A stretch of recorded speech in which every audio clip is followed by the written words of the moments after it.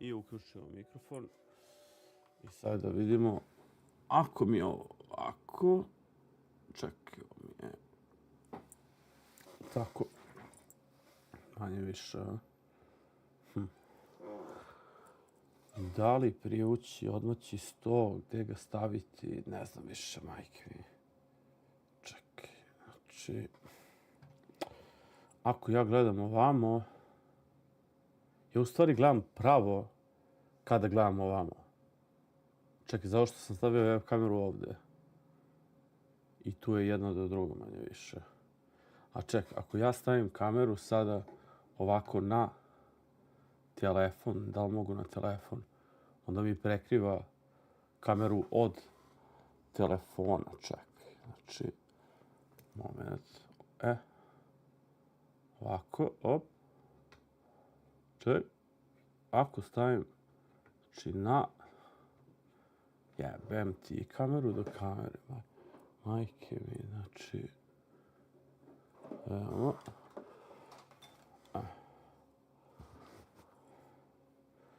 ovako se vidi nekako, ovako se vidi sa televizorom manje više. Ali ako je stavim, čekaj, ako stavim malo gore, čekaj, da li treba pomeriti ili ne, majke mi, eto.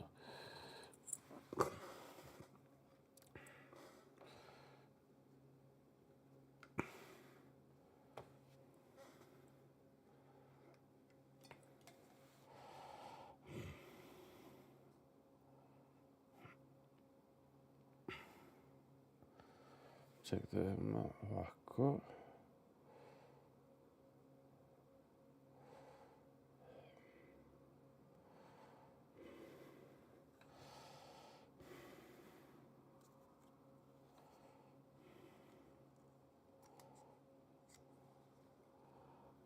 A kako ovo?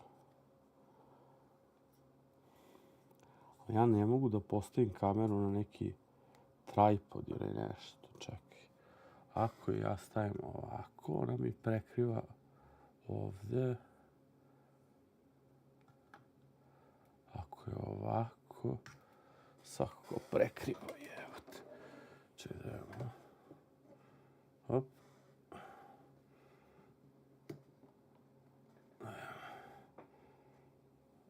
Znači ja samo kad je stavim ovako, ona mi je, brate, jebem ti kameru do kamere. Kad ja stavim da mi se vidi gore ovaj televizor, ne vidim se ja. I to mi je najveći problem. Nema vez, čekaj, ako udaljim još malo ovo, ovako, i onda mi se vidi ceo televizor, ali da ja ne upadam, znači, u kadar televizora. Evo ga. I sad, ja kad sam na ovom sranju, znači, someone has declined the invite, ma nemoj zajebaš. Ako ja uključim svetlo, meni se reflektuju kugle na televizor. Gasim svetlo.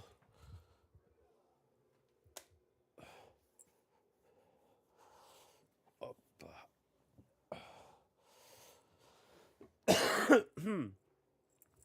Dobro veče, dobrodošli.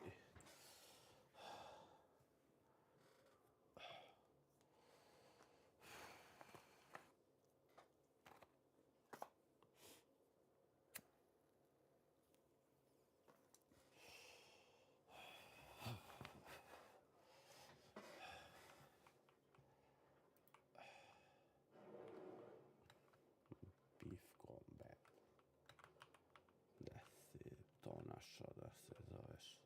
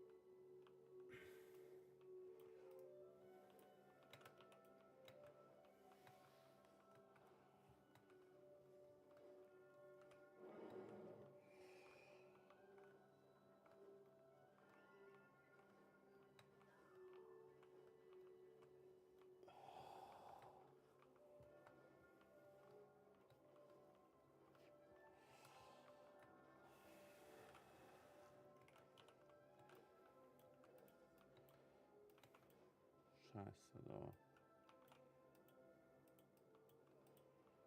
Veritarian.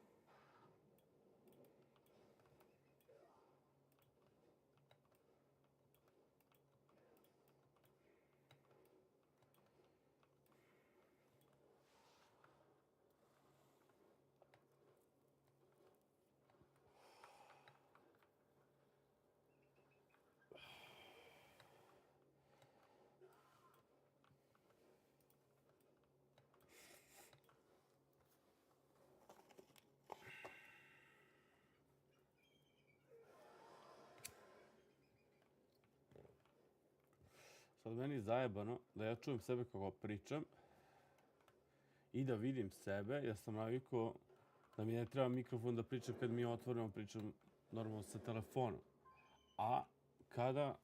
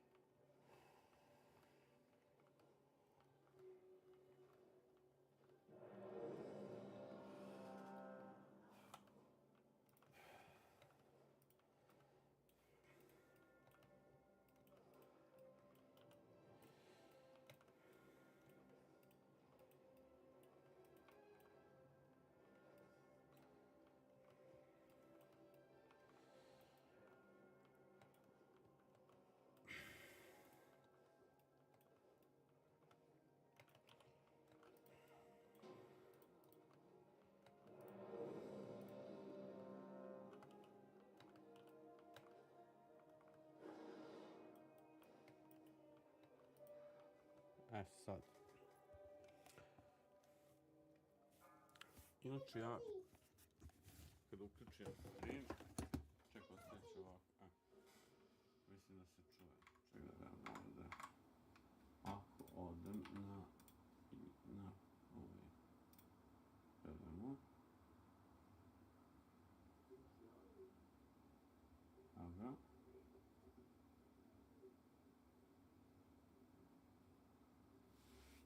Da li se čujem?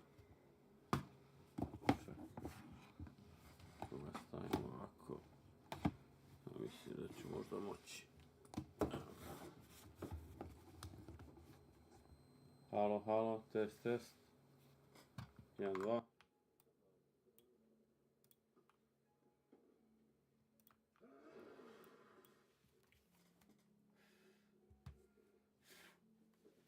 Ali, znači, tastatura i dalje sija. Znači, nešto mi se čini da sam stavio kao da manje sija, ali ne znam kako da povećam. Šta je ovo?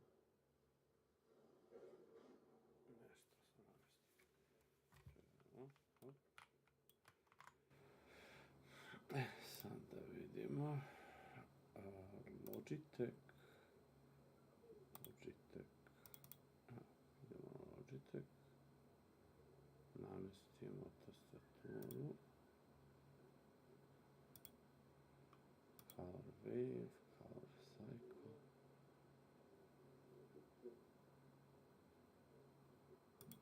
Game Mode.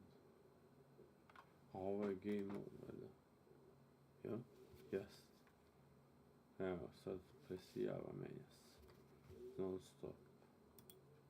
Dobro. A imaju da budu kao u sinku, ne znam.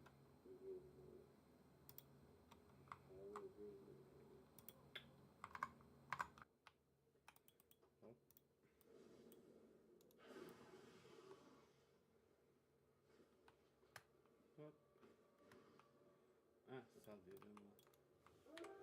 Čuvamo nam šrajnić.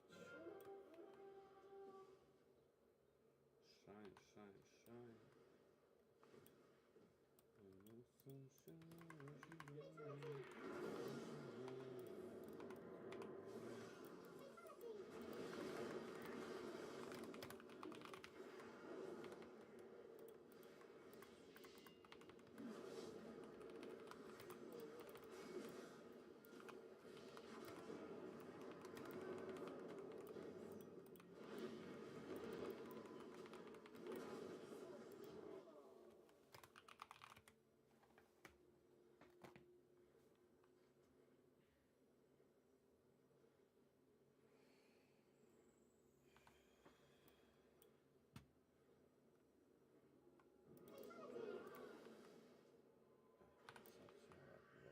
Njima da uzem bazu koju su ostavili ne zaštićenu.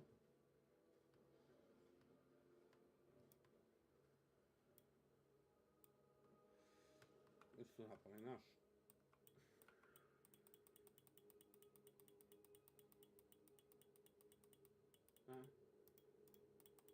Pa tako, vi radite kako hoćete. Napadajte posle ljudima baze. Hop.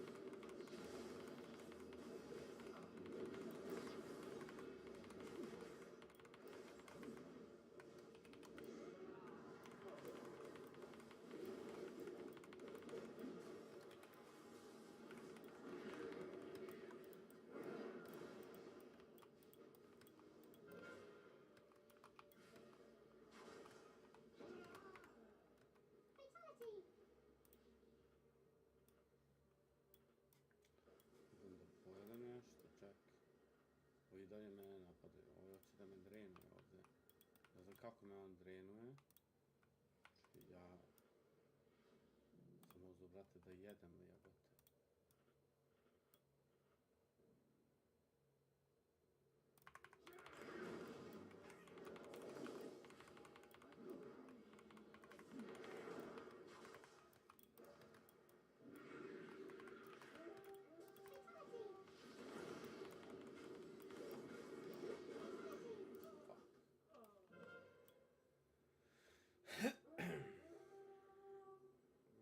Gde si ovdje respawnujem?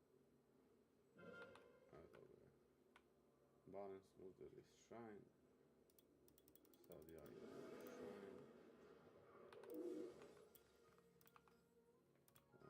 shrine.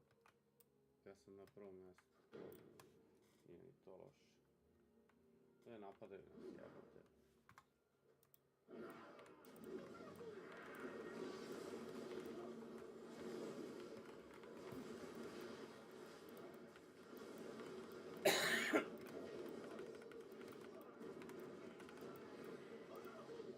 Se zove ovaj Cake God. Greek God. Ja sam mislio Cake God. Okej, bro.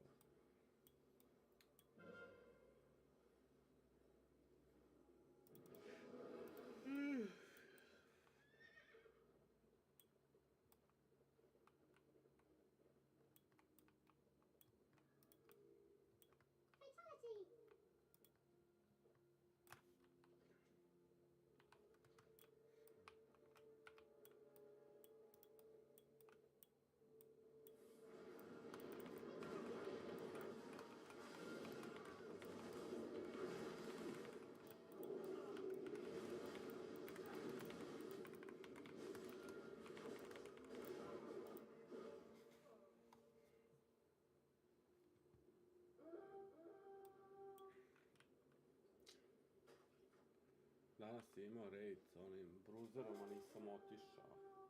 Znači, čovjek kad zaboravi tako, vjerojatno ima i juče. Petak, subota, nedelja, mislim da on to radi. I sjetim se čovjeka, brate, i zaboravim ga, brate. Sam ustao danas rano, nisam. Ali nisam mogao da... Ugojem, znači, jebeš mi se. Sad sam nešto. Ajde. Iš.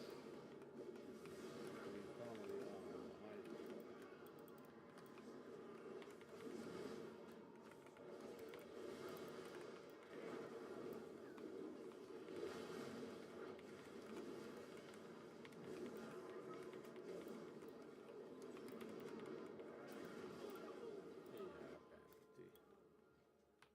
Mi imamo više poena sada i nismo zauzeli. Uzeli smo jedno. Sredina nam fali, ovaj se bori gore. I branimo shrine. Branimo shrine. Cijelu dužinu jednog kepa branimo shrine. Gubili smo poena. Ali dobro, sad ni oni... Čak, ako mi kepujemo njima, oni su stvari se prebacili ovdje, ja ne znam što ovaj naš lik nije kepao ništa. Kako je ovaj imao na fanu? Što si imao? Što si ti imao? Kako je? Kepao se. Ja sam se pitao, vrati što ti rekao.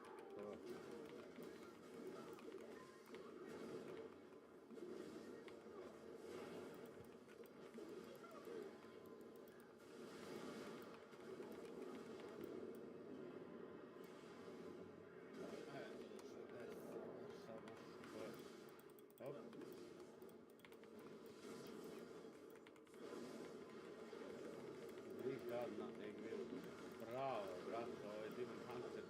Ala, kid, čovjek, brate. Zajebo vek. On kad je došao, sam su pali, jebote. Aha, šta ćemo sad? Ističe nam kep, ističe njima kep.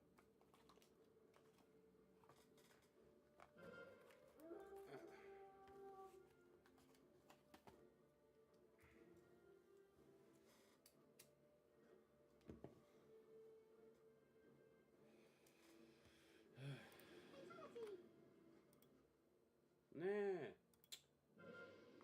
Kakav sam čovjek, znači, majke mi.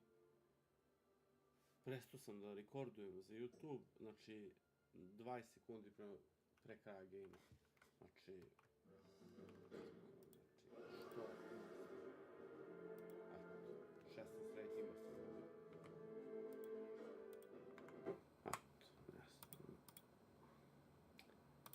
Da vidimo, ovako, idemo.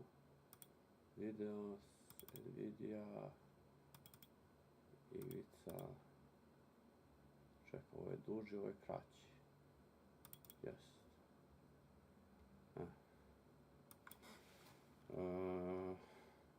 Rated. Blitz i Rewards.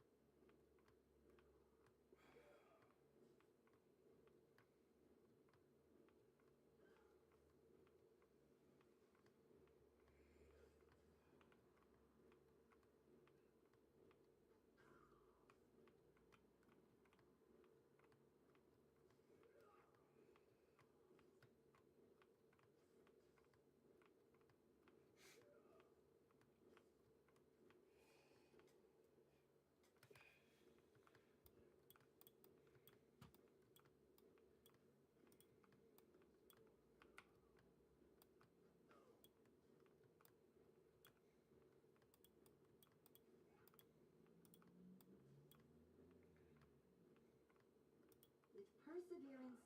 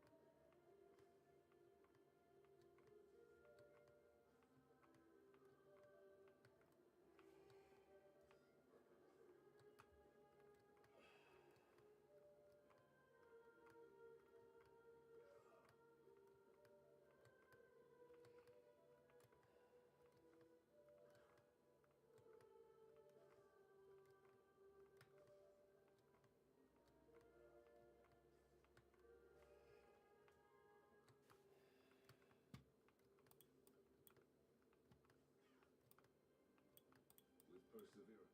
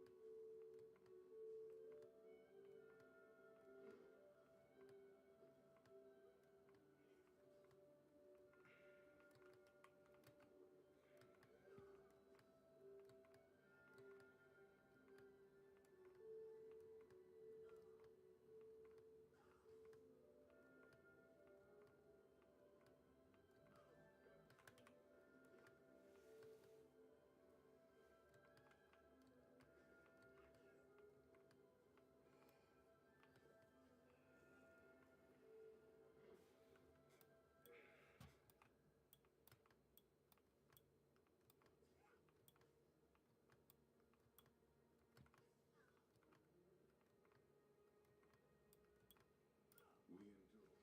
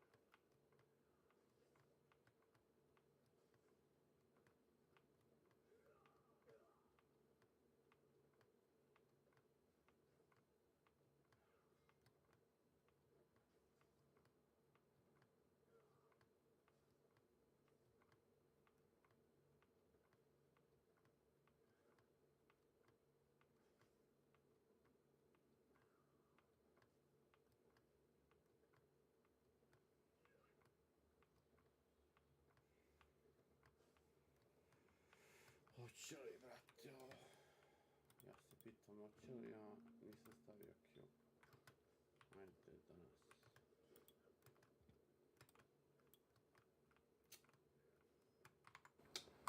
Da li ima nekoga? Što ja ne vidim da ima ikoga uopšte. Na telefonu ne piše niko.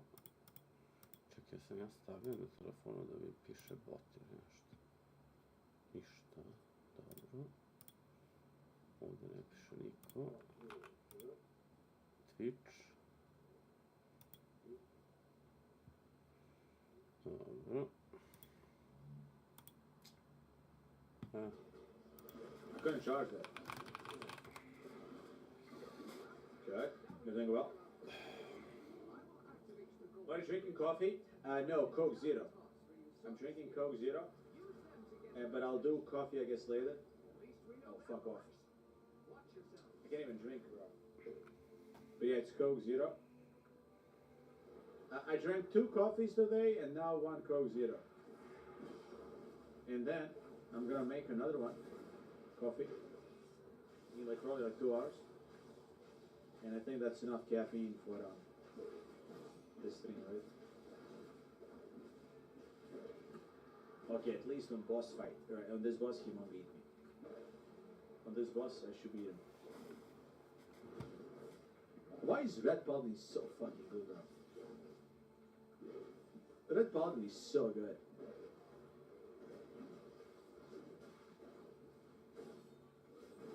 Red Paladin, DK, Demon Hunter.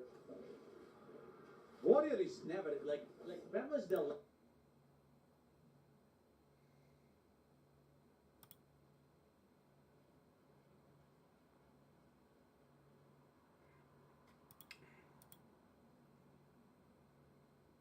ideally plate wearers?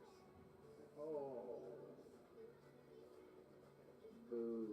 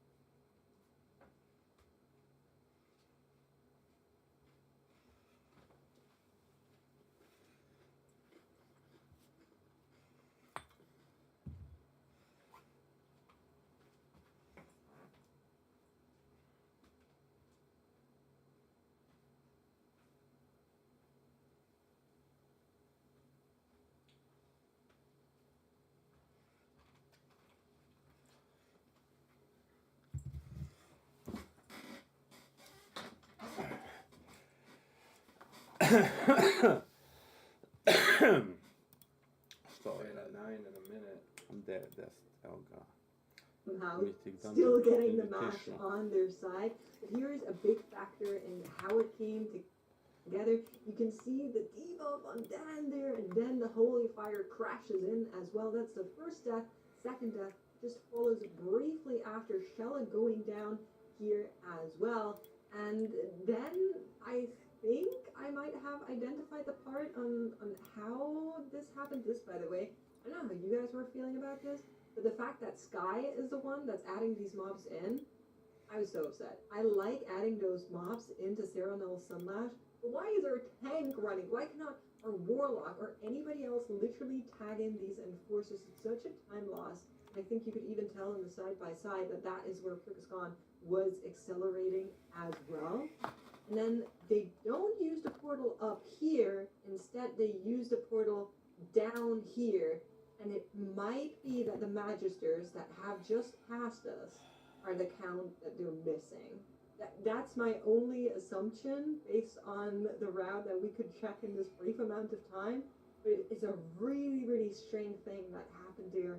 Or, since Spellbook, the only other option would be a tag that they missed somewhere here, right? But they dealt with this kind of pack really quickly, and Kyrgyzstan, despite the lower pacing, were able to get on through and come out on top due to being safe. And, you know, I might just eat my word. Apparently, it's better to be safe and slow in the MDI. It's unfortunate.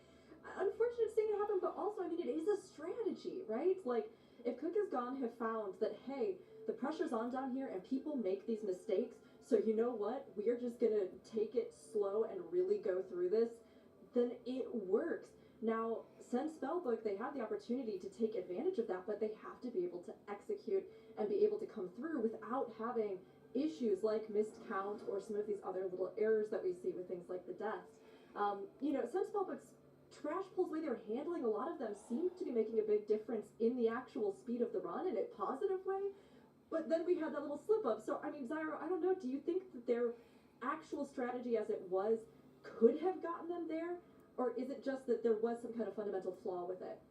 I think it could have gotten them there. I think we've kind of been looking at it and identified that maybe the count they missed was. Do you think they gave way too early after the second boss? Yeah, I mean, that's what I said, right? Yeah. We don't That's a know little if that's part of their strategy or if that's something they missed. But they definitely didn't play those magisters. I can tell you that. They missed Yeah. one mob. They missed one mob worth of count, which is it could be a lot of different things, right? It could be some small voidlings somewhere that are like a low count, and maybe they missed a void terror pact or something. Yeah. Well, we'll definitely keep our mind and our thoughts, you know, at least on some of that. But we have a whole other map coming up, Seat of the Triumvirate, and hopefully they can avoid having that happen again in this next map. Now, I think it's important for both of the teams to be able to actually fully see through all of their strategies, right? And in this next one, they're going to be facing the bands that are coming out from map 1. So, you know, Makes, we've got our bands, we've got the next map, we're going to shake off what happened with a messy start. What do you think they need to just focus in on and put together for their comps in this next one?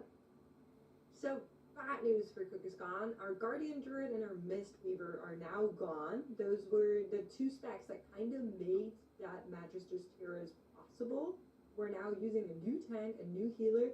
We're protecting that Ellie Shaman and that Augmentation Evoker, as we know is the strategy by Cook is Gone, because they have been heavily relying on them to try and get dungeons done.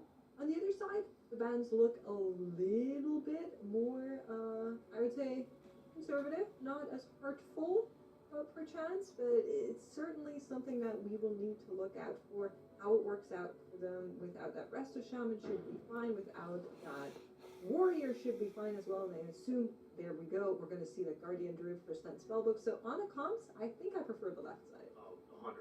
I'm all in on this left side as well. And we're seeing the first pull of the dungeon already engaged. The Bloodlust has been pressed for both teams. They are going 4 subjugators. This Chains of Subjugation cast does an insane amount of damage. Cook is Gone. They actually have that Holy Paladin for the freedom that they can remove some of the Chains of Subjugation, lowering the amount of damage taken. If anything ends up happening where a death comes out of any player, you'll probably just wipe to a pull like this and then immediately lose on the spot. It's very similar to what we saw from like Pit of Sauron earlier. Incredibly punishing. Send Spellbook, they just full send it with this Bear Druid. The trash pack has already been downed, and they have already engaged the first boss with Cook is Gone hot on their heels. Okay, I'm a little bit. I was confused about this because we saw Seat of the Triumvirate from Send Spellbook yesterday. Yes. They played Pro Warrior yesterday. They swapped to the Guardian today. Interesting. I wonder what the reasoning behind that is, because we know Pro Warrior is extremely strong in this key. It has a lot of key spell reflex, especially on bosses. It does a lot of boss damage. But I guess they're just valuing the extra AoE damage on these pulls for a little more safety. It's just maybe a safety day 2 play. Yeah. Interesting. If we do get the chance to interview them later, I actually really want to pick their brains about it. I think that's an interesting conversation point. Either way, the teams are neck and neck right now on the first boss here. Trash has been dealt with, pulling more trash on top of the boss for both of the teams now. But they're already ascended, right at that 60% mark for both teams.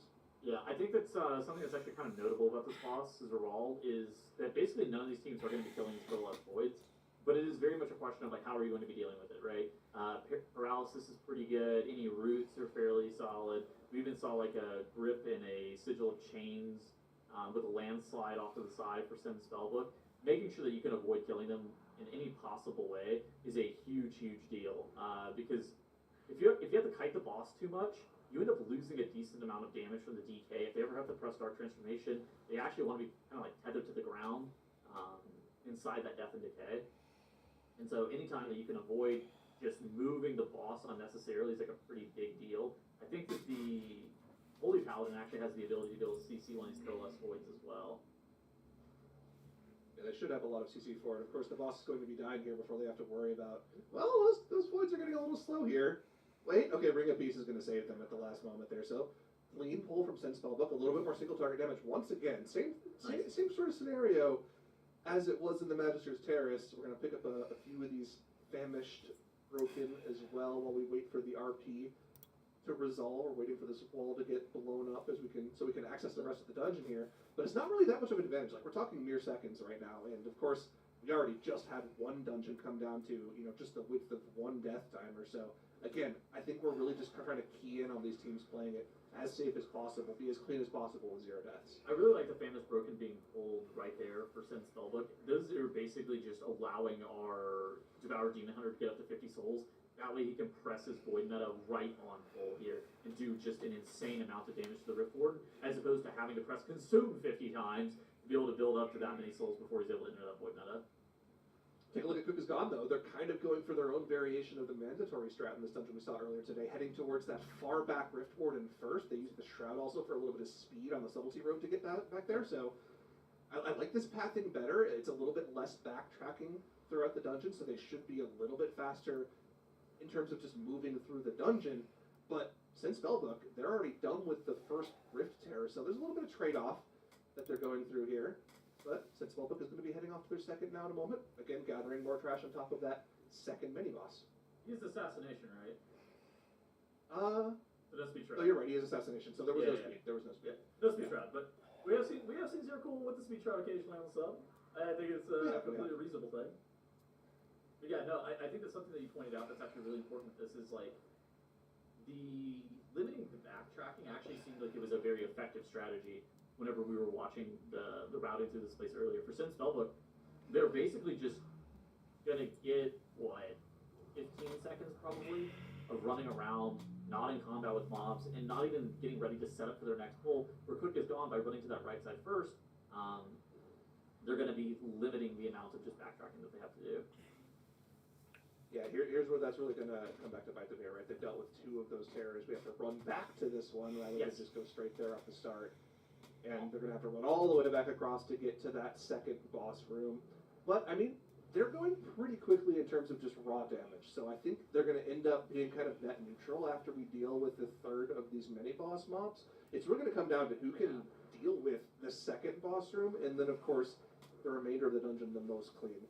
I wonder if we're going to see differences in strategy from Cook is Gone. I think we've kind of identified as casters that Lusting Lura is probably the safest play just to get the 1 phase in on the Symphony, just with that damage buff, because getting the 1 phase there is so important. You don't want to deal with an entire extra set of phases for your heal through.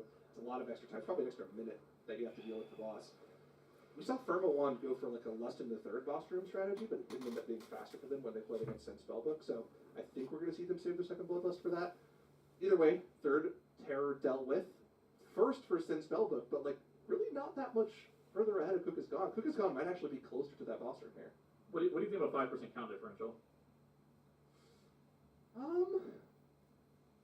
are we doing with this? I guess is a better question. Because like sometimes we've seen teams play trash during the Lura intermission, where there's like a 5-pack and then 2 Void Destroyers that you can get for about 15 to 20% count. That's definitely played within that like minute-long intermission. What is Sin Spellbook going to be able to gather out of this 5%? I think is kind of an interesting question. Yeah, I think we'll have to see exactly where that comes from, right? Because if it's just a smaller pull on top of the boss, I don't think it's that big of a time gain. If they don't have to do trash during the RP time for Lura, that's just, I mean, what are you? That's nothing, right? Nothing, I guess that's literally nothing. So you're not gaining anything for that. So that's not ideal. We'll have to see. They've already dealt with that final Rift Terror. Boss has already spawned for Sin Spellbook, but it's also already about to spawn for Cook is Gone here. Sin Spellbook gets on the boss a little bit sooner. It's about a 5-second difference between the 2 teams right now, with a slight trash advantage for Sin Spellbook. Yeah, it looks like they're 12% ahead right now, but Cook is Gone is about to kill off some of that trash they already pulled. Like really low key, I think Sin Spellbook has a lot more damage on a fight like this. Like I'm pretty sure their composition just does a ton of damage to this 3-target cleave, where I feel less good about this Ellie Shotton specifically. Oh yeah, I mean 3-target is kind of like, it's not as bad as 2-target for Ellie, right? You can press chain lightning on 3 targets. It's not great, but you can do it. But yeah, no, they're certainly not super happy to do 3 targets. Whereas like, dude, the comp percent spellbook, this is like tailor made. My AUG is beating my Death Knight. Hold on. Why, No, the cooldowns are coming up. It's okay. why is the AUG in second place? Why is the It's bear? about to change. The bear's ramping. The bear's just thrashing. He's loving life right now, man. He's hot on our heels. Maybe the bear was getting the pressures for a little while there until the cooldowns came up for the DK. The cooldowns are now up for the DK, so he's going to start climbing the meters there. I don't think he's going to get anywhere near to that Devourer. The Devourer loves 3 targets, right? You just get so many souls so quickly. You can get into those 6th and 7th potential collapsing stars in Void meta. I don't know if you can get 8th on 3 targets, but that would be impressive if you could. Maybe that's just a skill diff. Maybe I suck at Devourer. I don't think you can, but yeah. Something that's also kind of notable. Look at how close they're intentionally standing during this fight. So the reason that you're looking to do that, obviously the Demon Hunter with the collapsing star cleave and the Void Ray cleave, the Shadewing and the Dark Fang have a tendency to just like leave out of the pack. So if you can do and be very conscious about standing on top of the Death and Decay, where the Dark Transformation's out, and for the Demon Hunter cleave, it is a massive damage swing. And look at this, Sin Spellbook are 30% on this fight ahead of where Cook has gone on. Yeah, I mean, they pulled the boss 5 seconds ahead. They're killing the boss probably 30 to 45 seconds ahead. Just Comp diff. full AoE comp diff on that boss. But I mean, at the same time, I don't think Cook has Gone's comp is really that bad for the rest of the dungeon, so they should be able to make up a little bit of time. They do have to get a little bit of extra. Actually, no, the trash is kind of even now, so I guess Cook has Gone just pulled a little more trash on top of that second boss, which also means Sin Spellbook probably, which also kind of makes up the difference on the boss damage, right? Sin Spellbook could just spend more time focusing on boss damage. They do a lot of passive cleave, but like maybe that helped them out just a little bit. Either way, are we going to go for a mass pull in this room? Are we pulling literally everything? Sin Spellbook? Are we sending the room? Yes, we are. Okay, there's a couple CCs. So the Conjurers are CC. That's good. That's a little bit of AoE damage that's gone on the pull. They could just worry about dodging the Shadow Weavers. It's a lot less kicks as well, but still very dangerous pull. I mean, they have 2 Void Callers on top of this pack. So the Void Callers are mobs, especially once you get to like really high keys. What they do is they just passively AoE your entire group. You'll see them very frequently in a paralysis or banished by a Warlock. The fact that they have to deal with that pulsing damage while the Grand Shadow Weavers are putting that tether onto players, it's an incredibly dangerous pull. At the same time, there is a critical mass in terms of healing throughput for the Mistweaver Monk. They just spam that spinning crane kick and they just do infinite amounts of HPS. I saw Zero Pull going down on the side of Cook is Gone. Did you catch what happened? I didn't see exactly what it was. I think it was a skip fail. Maybe a Shroud skip fail. No, he is the rogue. Maybe it was just a meld skip fail, and they ended up dying on one person instead of just dying on the entire group. In which case, it could be a good save. Maybe we'll get a replay of that in a moment. But for the time being, I'll assume Makes caught what happened and will fill us in. For the time being, though, Sin Spellbook already on device right Nezar, as Cook is Gone is kind of just now finishing up that first pull, but they didn't go for the entire room pull like Sin Spellbook did. They're only pulling 2 of the Shadow Weavers. That Conjurer pull is still there off to the side. I guess they can pull this on top of the boss, but like, it's just more efficient for what Sin Spellbook is doing. They don't have to worry about that trash after the fact. They can actually just go straight up to the trash afterwards. I don't know. Yes. Sin Spellbook is so strong right now. I feel like this route is very strong from Sin Spellbook. I feel like even though they were only 30 to 45 seconds ahead coming out of the second boss, I think that they have actually started to open up a very large gap here. There's also they skipped a 5-pack with the Sigil of Misery whenever they walked into this area. I think they're going to go back and grab that with the Void Infused Destroyers to be able to round out the remainder of their count. Hopefully there's no more miscount incidents. That they are playing in Group C. We do not need to be seeing that once again. Yeah, I'm not expecting to see them for another 2 weeks. Please don't do it to us. We already saw them a little bit earlier in the first match of this series, so no more of that. Okay, so when is Cook is Gone going to be pulling in these mobs off to the corner? They do need that entire 5-pack, and they also have to go back and deal with the pull that we're talking about for Sin Spellbook, right, where they're going to go up, pull the 2 Void Infused Destroyers, plus the 5-pack they Sigil of Misery. I guess they're just going to wait for this Ascendance to come off cooldown, then pull them in, but like, I don't know, man, they're just so far behind right now. the single target damage for Sin Spellbook has just been ridiculous, right? Like, when Cook is gone, pulled this boss. They had the boss at 100%. Sin Spellbook's boss was at 75%, so there was a 25% differential. They've opened that gap up another 25% over the course of the boss here, Tuttles. They're just destroying this boss. I mean, I think this comp is good. Like, this comp is really, really good. For Sin Spellbook, I was just pulling up some numbers. Mandatory, wherever they ran their Seed of the Triumvirate earlier, they had a 15-minute, 2-second run. How are we feeling about Sin Spellbook's chances of being able to beat that? I don't think they're going to be at the same pace, but I think they're going to be in the ballpark, right? I think that's kind of the story here for Sin Spellbook. I think they're a team that can compete with Mandatory. I don't think their runs are as fast though. They're crushing this pack though, and I mean, Lura is probably if they can kill it in the first phase, it's probably about a minute 40 to 2 minutes. Yeah, in that area. So I think they're going to be close. I think they're going to be closer to like 15:30 though. They still do have to actually like manually run to the boss here. The boss will be spawned for them. That's count done, so we're not missing count this time around. Ribbon's already there, so that's nice, but doesn't really help the team that much. We're still waiting for the boss to spawn. They actually killed that pack so fast, they're still waiting for the boss to spawn. Hard to be mad That's kind of about. crazy. Yeah, it looks like it's probably going to be somewhere in the order around 15:45, something like that. Yeah, I mean, hard to be mad. Now we just need to see from them the ability to be able to one-phase this fight. The DK doesn't have his cooldowns on pull. The strategy for this fight is fairly simple. You were just going all in on the one phase. They dragged the boss to the side. So Sin Spellbook did go for the strategy that I was talking about earlier today. Yes. Yesterday. So they're pulling Lura to the edge of the room. They're going to try to get one of these beams through 2 of the charms on this next go. This doesn't make you go any faster through the fight. Actually, I think, yeah, Dan's going to get the double hit here with this beam on the left there. Yeah, he got the one right next to the boss and the one in the bottom left corner there.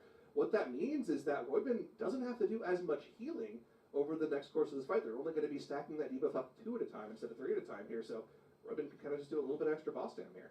Yeah, I think that this is actually a fairly good strategy for teams on live. Basically, the thought process behind this is the tank moves the boss on top of one of the relics, and then if you're able to cleave like one of the, you're basically able to hit 2 of the relics with the same line, like you saw from Dan there. It just lined up perfectly, and now you don't have to use all 3 of those relics or of those beams to be able to hit that last relic. So now we have the Symphony of Eternal Night. The boss is going to be taking 200% increased damage. Bloodlust has been pressed. Void Metamorphosis happens. Wrath of Eons is out. Army has been pressed with DT, and we are full sending Lura. For Sin Spellbook, they have 10 seconds to be able to do 50% of the boss's HP. It looks like the boss is moving a little bit slower than I would have hoped to try to one-phase this, Zyro. Well, they're going to accelerate a little bit at the end here, but yeah, 15% HP on the boss as that debuff goes away is not the greatest push we've seen. Normally the teams have had the boss sub 5% at best, but I think with the remainder of the Bloodlust, they're going to be able to kill this boss off well ahead of where they need to, especially when you consider where the competition is. Cook is gone is only now engaging Lura, so that boss won't die until about a minute 40 after now, in the best of scenarios, so it's not going to matter how badly that push went for Sin Spellbook, as they're going to take the Seed of the Triumvirate and even up this elimination series at 1-1. Sin Spellbook takes that second map, tying them with Cook is gone. This means we will be heading to map 3, but before that, let's review the map we just saw. I mean, after a shaky showing from both teams on their first map, how do you feel the runs compared this time, Tuttles? I think that this is much better for both sides. I feel like the strategy for Sin Spellbook, they were somewhere in the order of 40 seconds slower than mandatory. For Cook is gone, it wasn't the fastest seat strategy, but if Sin Spellbook had any mistakes, I felt like Cook is Gone was able to capitalize on them pretty easily. Yeah, I think a lot of things would have been a much better showing coming out of the first map, but this felt much more like what we expected from these 2 teams. And I think even seeing in there some moments that seem very competitive, particularly over on the side of Sin Spellbook. Now, Makes, you have been analyzing this, this map as we've gone through. So, what stood out to you? Yeah, let's take a look on how it all went wrong. It started right here for Cook is Gone. We actually had these coalescent voids go into the boss, which is a big no-no. That cannot happen. It healed the boss tremendously, so not something you ever want to see in your dungeon ever. Quite a little bit of a tragedy moment for them happening here in that dungeon run. And then I think the big factor was how it played out here. So this is in Spellbook. This is how they're skipping. We've seen this before. The Devourer Demon Hunter goes ahead, sigils. The rest of the team follows. That's how they skip. They play this pack while the RP on Laura is going on. Here's the version from Cook is Gone. They utilize that shroud that they have. Same technique. And then Zero Cool, you cannot see it here, but I can describe to you what happens. Tries to get up on this rock, bumps over to the right-hand side. This mob has true side. He gets infight. He gets killed 15 seconds on top of it. He needs to get back with the team. That costs him a bunch of time to get back in there, and a little bit of unfortunate situation for them as they are losing so much time here. We also had a moment on the tank from Cook is Gone. He was just fighting for his life against the champions, which the war adept was kicking him while he was trying to run away, and I saw him dead on my screen already, but somehow he survived. So I just wanted to do a big shout out for the fact that he was able to live that. It was very impressive, and I mean, we have ourselves a serious, don't we? We do indeed. Third map on the horizon, and of course, whoever takes it is going to be the one that will move on, while the other team will be eliminated. So both the teams really, I think, want to only continue to improve what they're able to do from here. And you know, this was definitely, I think, a big improvement, particularly for Send Spellbook.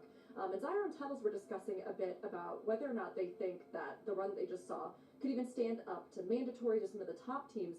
So Makes, given what we saw on Seat of the Triumvirate, how do you think they would measure up right now with some of our higher competition? Oh, it's a great question, and I'm not sure because I checked the logs, and I don't think we've seen either of those teams in the Algathar Academy yet.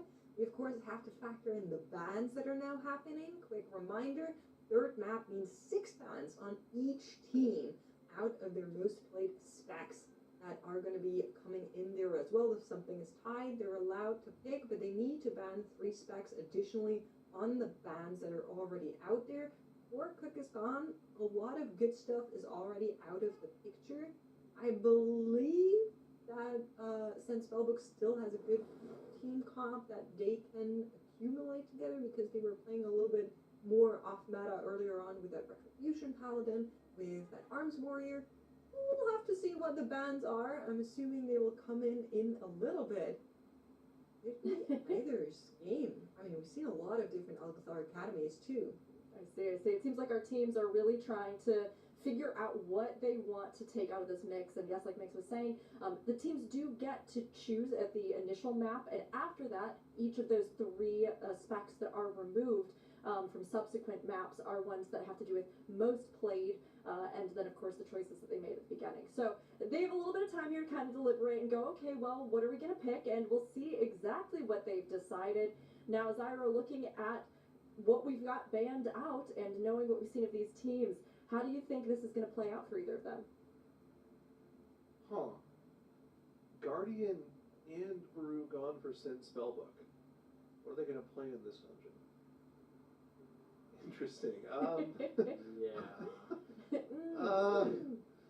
Those are kind of the 2 things that we've seen mostly in this dungeon. I don't think there's really any big priority plays in this dungeon.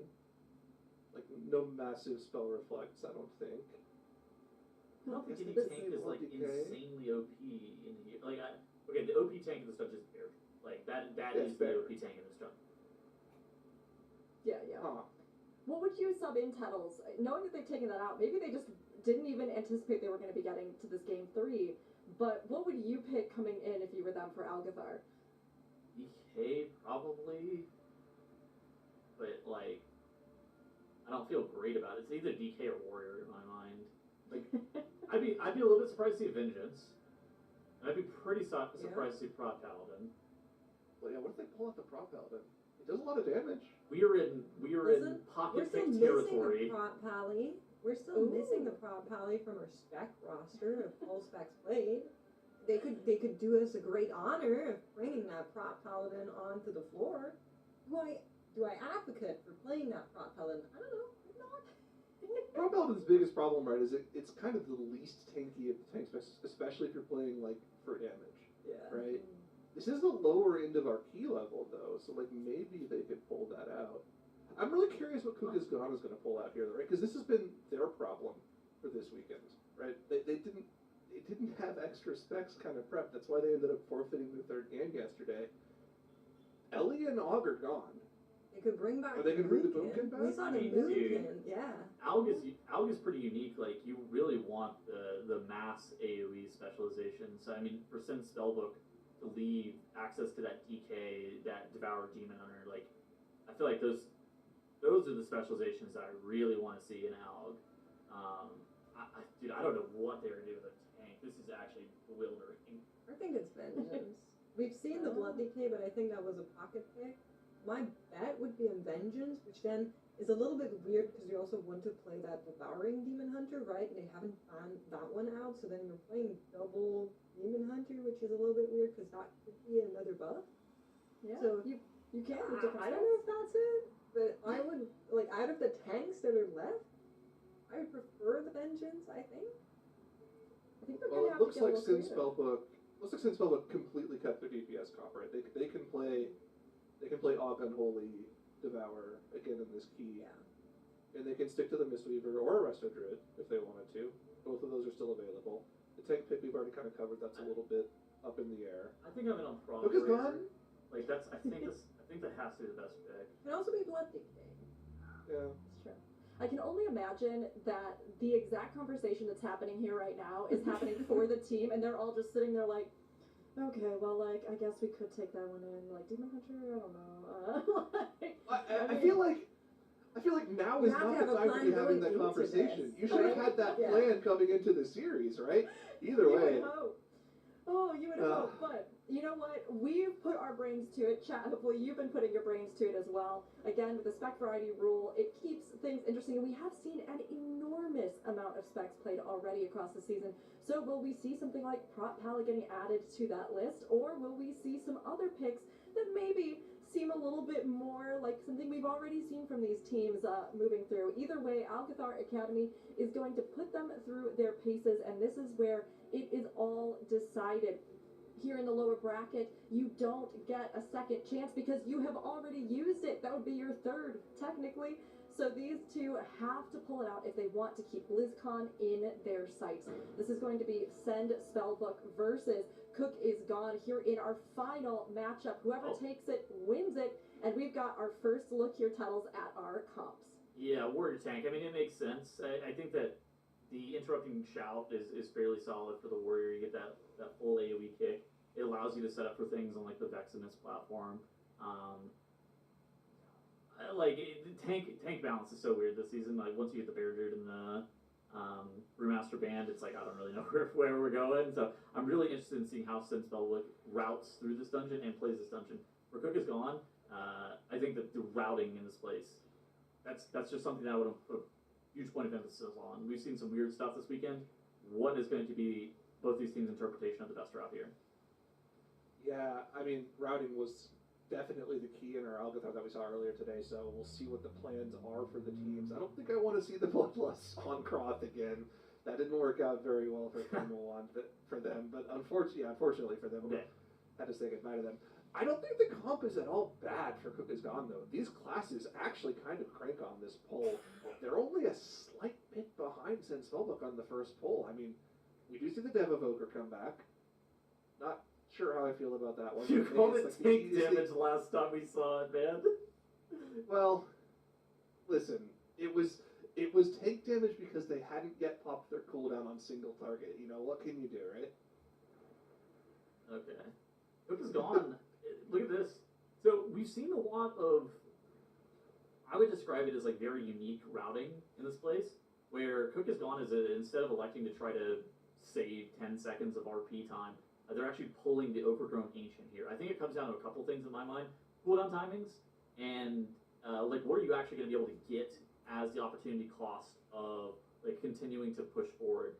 For me, I'm surprised that teams aren't like doing some whole W Veximus route. That was the thing that I was a little bit surprised of throughout the entirety of this weekend. Yeah, I don't know. Like Veximus first makes a lot of sense, right? you have a lot of time to just deal with that entire area. The bloodlust on that pole is super strong, right? Because there's so many very scary things. The tomes in that area, if they get their channels off on players, like you're dead on that pole. There's really no coming back from that. So I like that, and then you can do what we're seeing since Spellbook do, right? Then you can backtrack back, do Overgrown Ancient, go to Croth, come back to Overgrown Ancient. I think that's a super solid route, and I mean it looked really good earlier today. So I'm not too sure I like what Sin Spellbook is doing, but at the same time, this isn't like that bad of a strategy too. I think the thing that I liked about the strat that we saw earlier today, that we were just talking about, is you skip both of the Ravager patrols, right? Like that's really, really nice. You don't have to worry about as many of those foragers, which can be kind of chaotic when you're doing these mass pulls. And it kind of just reduces a lot of the RNG of the mass pulls you do in this dungeon. I'll have to see what the plan is after we deal with Croth for Sin Spellbook. Do they end up going back to Overgrown Ancient right away, or are they going to make the room of Exodus second? So we have seen this dungeon played. This is the third time, and we have now seen 6 different routes. Like the teams are not. It's not even like, oh yeah, they're playing a different interpretation of the route than other teams. It's, oh no, they're playing very different things. Like where are we lusting is like a major question too for all the teams. I think this is why I enjoyed the first weekend of the EMDI so much, right? Like teams don't have any real other info to go off of. You really only have your own routes that you've cooked up. By the time we get to the next weekend, all of those teams will have kind of taken in all the info that we've seen from this weekend, added into their own practice repertoire, kind of figured out the best strategy. And I think a lot of the teams are going to come to this similar conclusions. So we'll probably see a lot more similar strategies next weekend. But for the time being this weekend, these teams have the strategies they've cooked up themselves. And it's really fun to see them just come up with completely different ideas, especially in this dungeon. Are they cooking or is it burnt? is the real question. There have been some burnt strategies, that's for sure. For sure. Like, some stuff where we're just sitting there like, what are they doing? Okay, for Sin Spellbook here, they have engaged Croth.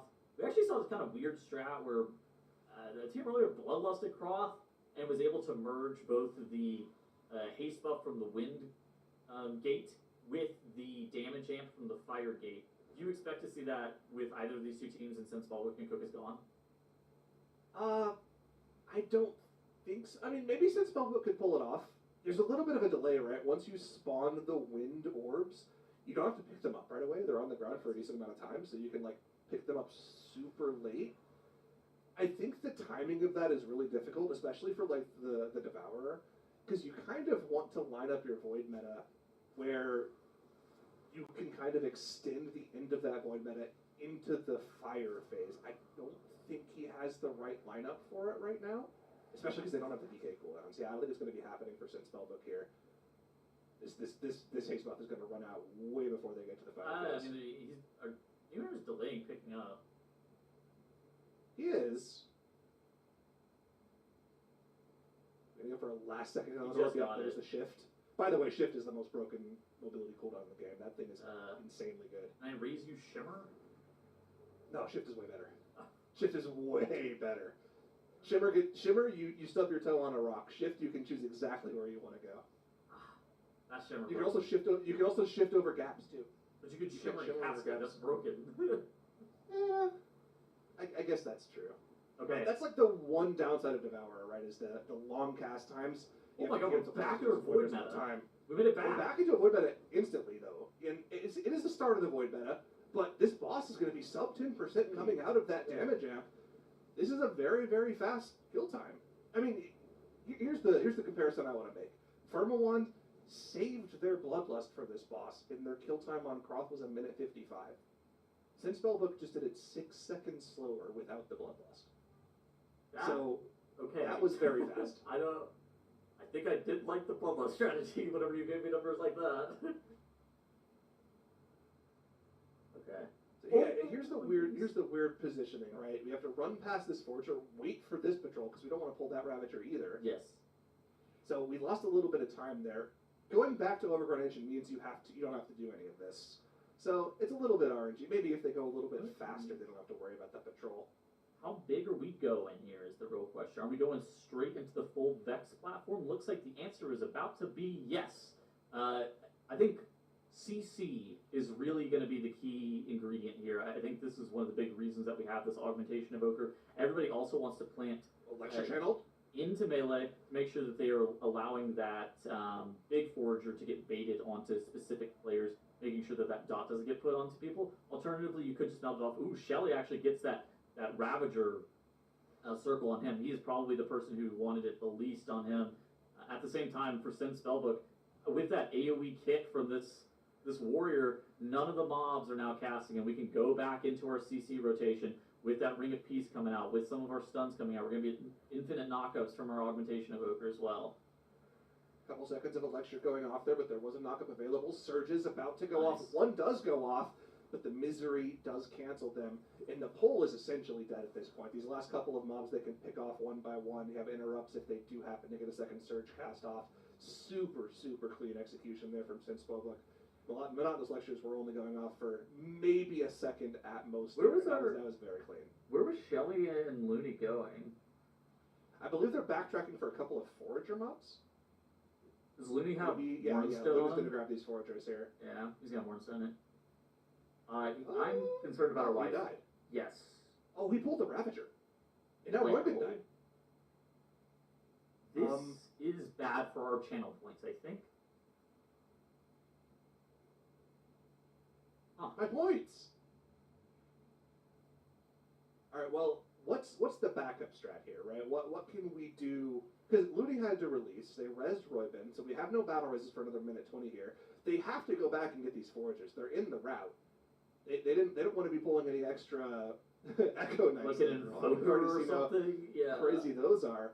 Oh yeah, Looney, he respawned at Croft, so he had to run back from that direction. That's awkward. Okay, we're back with the group now. The foragers are pulled. Wait, do they have a Ravager? Did I see a Ravager in that group? Oh my god, They there's a have Ravager. Oh no. Make it work. That's the call here. Make it work. Game. I'm incredibly concerned about Sin Spellbook's ability to be able to live to this pull right now, Zyra. Oh my goodness gracious. Now, the advantage is they have a Death Knight and a Demon Hunter, which neither of them really require that much healing, and it is a 15, but there's a lot of overlaps from things like the Mana Bomb, things like the Ravager dot. If you end up ever getting any of those Surge dots, or the Drain Mana from the Elementals on you as well, it can actually cause a lot of problems here. And it looks like Sin Spellbook is going to be able to get this trash killed off momentarily.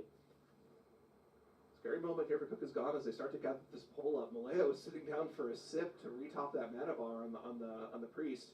Okay. I think you had a lot of you had a lot of experience with that recently, haven't you? Oh, in the meantime, we have a death. A surge goes off onto Fawny on the Boomkin there. That's a death. They have a battle res. They have two of them actually. End up using one of them here. A little bit unfortunate. I mean, that time is important, right? Since Spellbook had those issues, it cost him 30 seconds. But Cook is Gone just gifted 15 of it back. I think that death on Looney for Sin Spellbook was a minute or more. Like, I'm pretty sure that was the worst death I've seen in a while. Like, in terms of just time spent. Obviously, there's the 15 seconds, but the needing to re-pull the pack and then, like, drag it into the boss arena in this really awkward angle, that was a huge time loss. And you have to remember, since Spellbook has to deal with an entire extra boss over Cook is Gone, they still have to go back and deal with Overgrown Ancient. Now, they've dealt with all the trash in Veximus's area. They're 30% ahead on trash count, but Cook is Gone is going to be dealing with that within a couple of pulls here. So, I mean, as long as Cook is Gone can stay clean on these next couple of pulls, I think they're still right there in it against Sin Spellbook. I'd rather be Sin Spellbook here, I think, still. I think I would be too. But That AoE pull is disgusting. Yeah, it is like, this is like ridiculous. Okay, so now Sin Spellbook, they have already killed off all the plants in the Overgrown Ancient room. They need to down the boss. It looks like they're going to be dragging this 3-pack, the 2 Battle Axes and the Mana Fiend, into the Overgrown Ancient, which, that makes sense. I think that just getting into a couple of additional mobs, it's going to be mostly tank damage. That Mana Fiend has some kicks that have to happen, that Surge cast. But if everybody's kicking it in, it allows Sky to pull the boss unimpeded, and then everything's going to get stacked up with this DK grip here momentarily. Yeah. All right, super clean. We're on to Overgrown Ancient. Cook is done. Just now finishing off the remainder of the trash in Veximus's room. AOECC has been good for them. What stop do we have for these Monotonous Lectures? It looks like it was a Breath of Eon stun. Okay. Next books will die before the next one goes off. Roar being used just in case to make sure nobody gets ticked for a little bit of time there. Yeah, super clean for Cook is Gone. They've made up a majority of the trash count here, and they're going to be on Veximus shortly here, but you can see now the time differential, right? Since Spellbook, 35% ahead on the boss here, because Gun still has yet to pull Veximus. But since Spellbook is also just closer to the end of the dungeon, Cook is Gone is going to have to spend about 30 seconds running just to get to the spot where Sin Spellbook is now.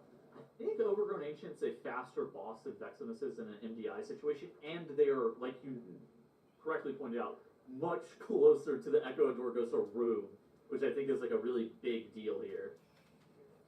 I think it's like way faster, right?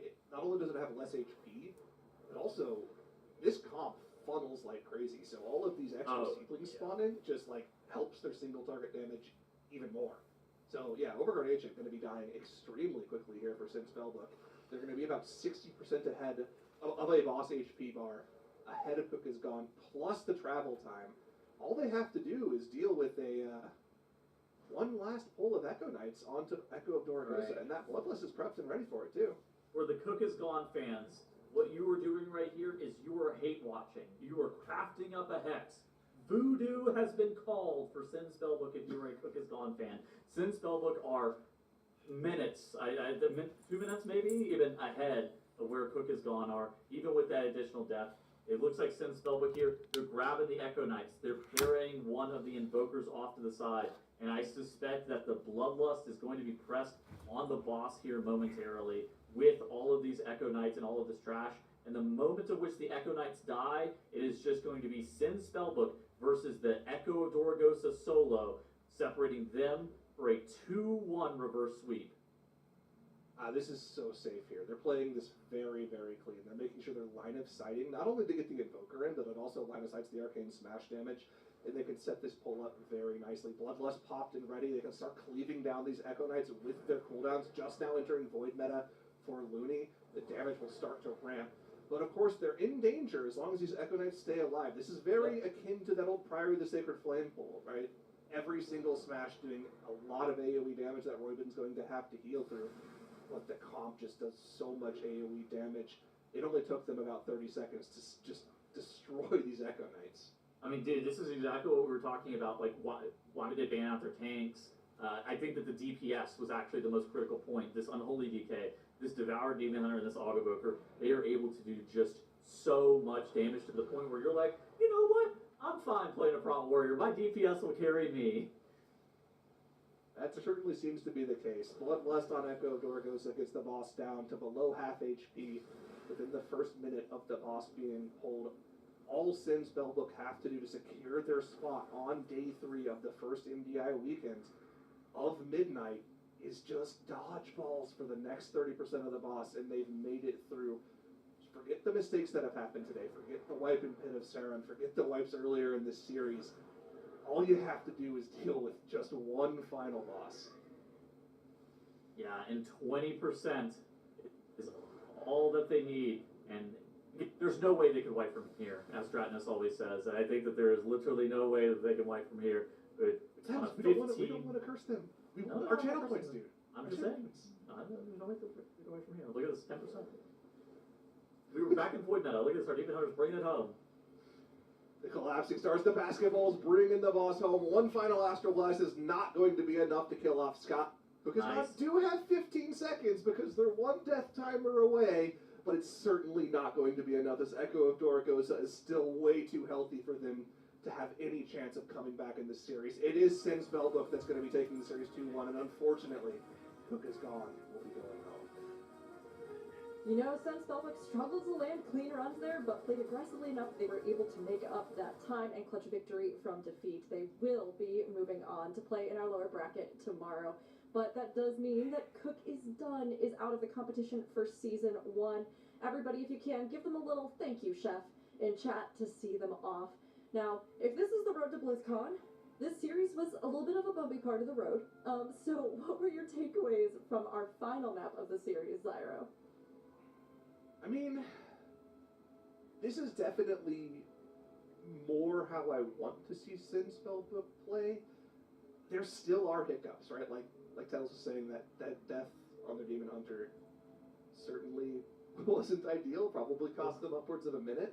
But if they're able to clean that up, their runs are fast. They can compete with Polish Mountain. They can compete with Mandatory. It's the end of the day for them. They'll have a little bit of time to relax, sleep, think on it, practice a little bit more tomorrow, and get ready for the final push. They're going to have to win 2 more series to have a chance of qualifying for the grand finals, and of course, later on, BlizzCon. But, I mean, that's not out of the question for them. I think they can do it. I sure hope they can, honestly. I think they always have that potential. We've got such amazing players on there. I always love seeing Robin play. Shelly as well, that duo is so strong. And I always want to see them bring it home. But makes, with this map, you know, as you were watching through, what were some of the things you want to share with the viewers? I have a lot of stuff I have prepared for you guys. So let's start off with this little min-maxing that you're seeing from Send Spellbook here. So the lashers are dragged towards that launch pad, and then we're even utilizing that rescue to save down on walk time as much as we can, because we all know infight after those lashers just takes a couple of seconds to get there, and the fact that you cannot mount just means you need to be as quick as possible. Well done by them. Another thing that they did really well is how they melted this boss. Haste plus damage buff plus CDs all lined up. No rust, no problem for Send Spellbook as they annihilate Craft in absolute record time plus spell in 2 minutes here. Super, super quick. Then it all went a little bit awry for a second. So first, you do this big pull onto the Maximus area, and then you're going to grab some more of this trash to pull into the actual Maximus fight. And something a little bit unfortunate happens. So Robin dies at the same time as Looney dies. We use a rest because we only have one of those immediately on our healer, because that's our healer. And so Looney has to release. He spawns at Croft, meaning he needs to take the long way home to get back into this Maximus area. And it's a whole ordeal. It cost him so much time, like you guys were calling out. A really unfortunate situation. There it is, that vicious lung.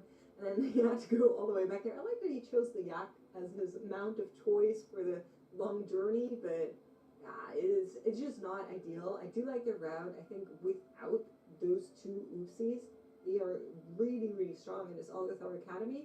There's one more tiny thing that I wanted to showcase here, and that is how they skipped this part here. So I think we've seen this in like the old MDIs as well, this little skip around the stone. Very, very cool tech to see once again here from Send Spellbook to try and avoid the pack that is standing on that staircase.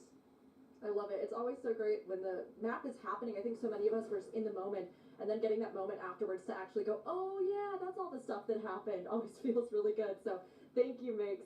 And of course, a lot has brought us to this moment in the competition. We are only 1 series away from the end of day 2. But let's look at our bracket here as we near the end of the day. Now, Migs, I know you just gave us an excellent replay, but can you also give us an excellent breakdown of the bracket as it stands? Oh, absolutely, because we have one more game for y'all tonight, which is I Do It versus Almost Fine. That is going to be coming up in just a moment, but we have even more action tomorrow, so mark your calendars already, because we're going to be seeing Mandatory go up against Polish Mountain. Those are 2 powerhouse teams, and then we have Send Spellbook against whoever wins tonight, so that is going to be super exciting. Honestly, I'd like to petition for Power Horse to become a new phrase. I feel like that's legit. I'm like, yeah, I totally understand exactly what you're trying to say. Basically the same word.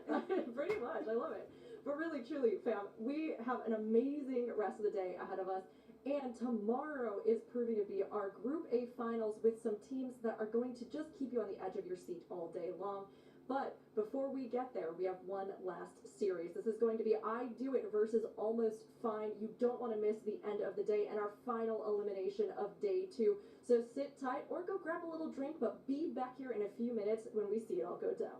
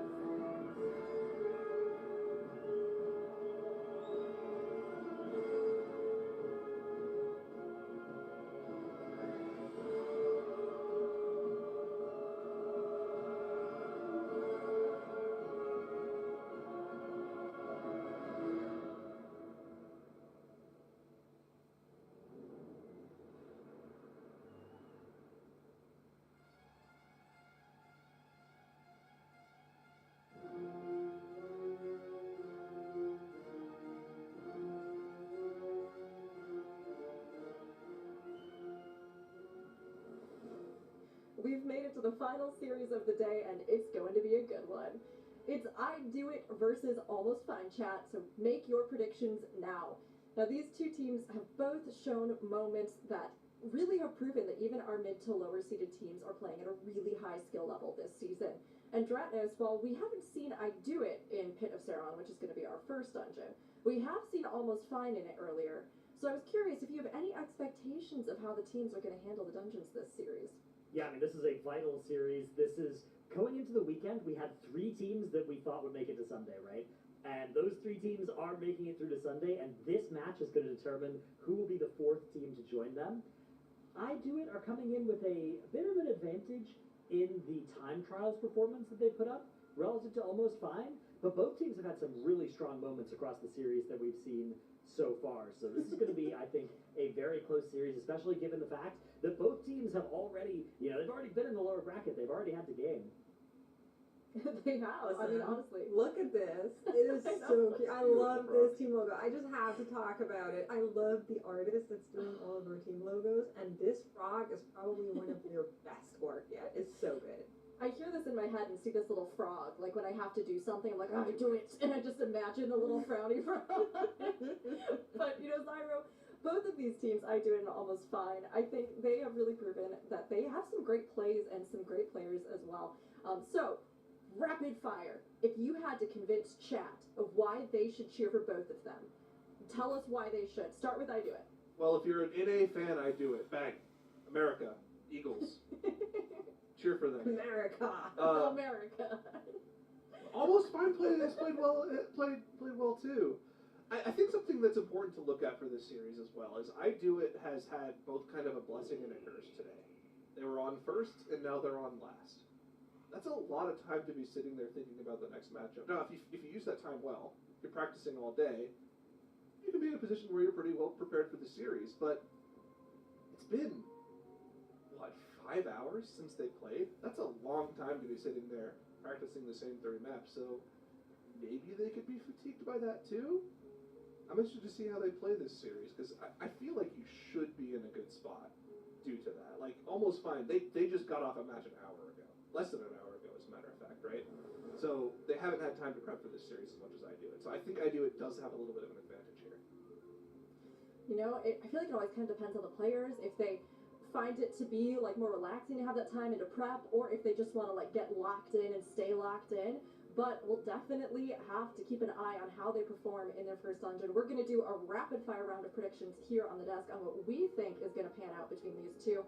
I'll kick it off. I'm going to say Almost Fine. They surprised me earlier, so I think I'm going to go for Almost Fine 2-1.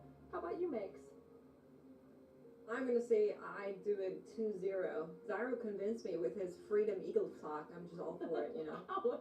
That's all it took this season? That's okay. All right. Welcome Maybe to also America, the team Makes. logo. What can I say? It's true. How about you, Zyro? I actually think this is really close. Because Almost Fine played really well earlier. I Do It See? That's what I'm saying. has had time to practice. I think I predicted 2-0 every single match so far. I'm going to break off and go 2-1 for I Do It. Okay. All right. And Dratnos? Yeah, I think 2-1 is pretty likely here. These teams have looked pretty evenly matched, but, sometimes that still turns into a 2-0 that's closer than it looks. I'm still going to go 2-1. I'm going to go 2-1 in favor of I Do It as well. Okay. Sounds good. And chat, it looks like you are leaning that way as well. We see I Do It with 83% leaning in their favor. Almost Fine. I think earlier today, like at the start of today, I would have been right on board with all of you. But after seeing Almost Fine play earlier, I think they did amazing.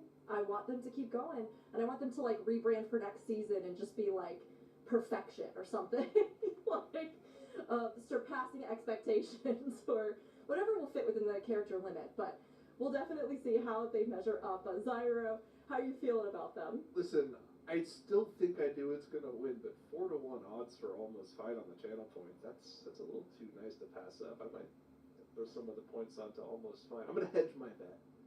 Haven't you learned your lesson? How much did you lose on this last he has one? not. I won This one first. loves I was gambling. correct. You won? Yeah. Okay, well, no wonder it's encouraging you. All right. Well, I hope you win again. But Everybody, we're going to see who is actually able to take it and move on here. This is our last series of the day. I Do It versus This Is Almost Fine. They're going to be in the pit of Saran to start. And reminder, the elimination is hanging over their heads. If they want to make it to BlizzCon, they're going to need to make it through this lower bracket and to our group finals tomorrow. Will I do it? Or will This Is Almost Fine be able to land it and go, you know what, that was fine, we nailed it? We'll find out. Let's go into it right now, Migs.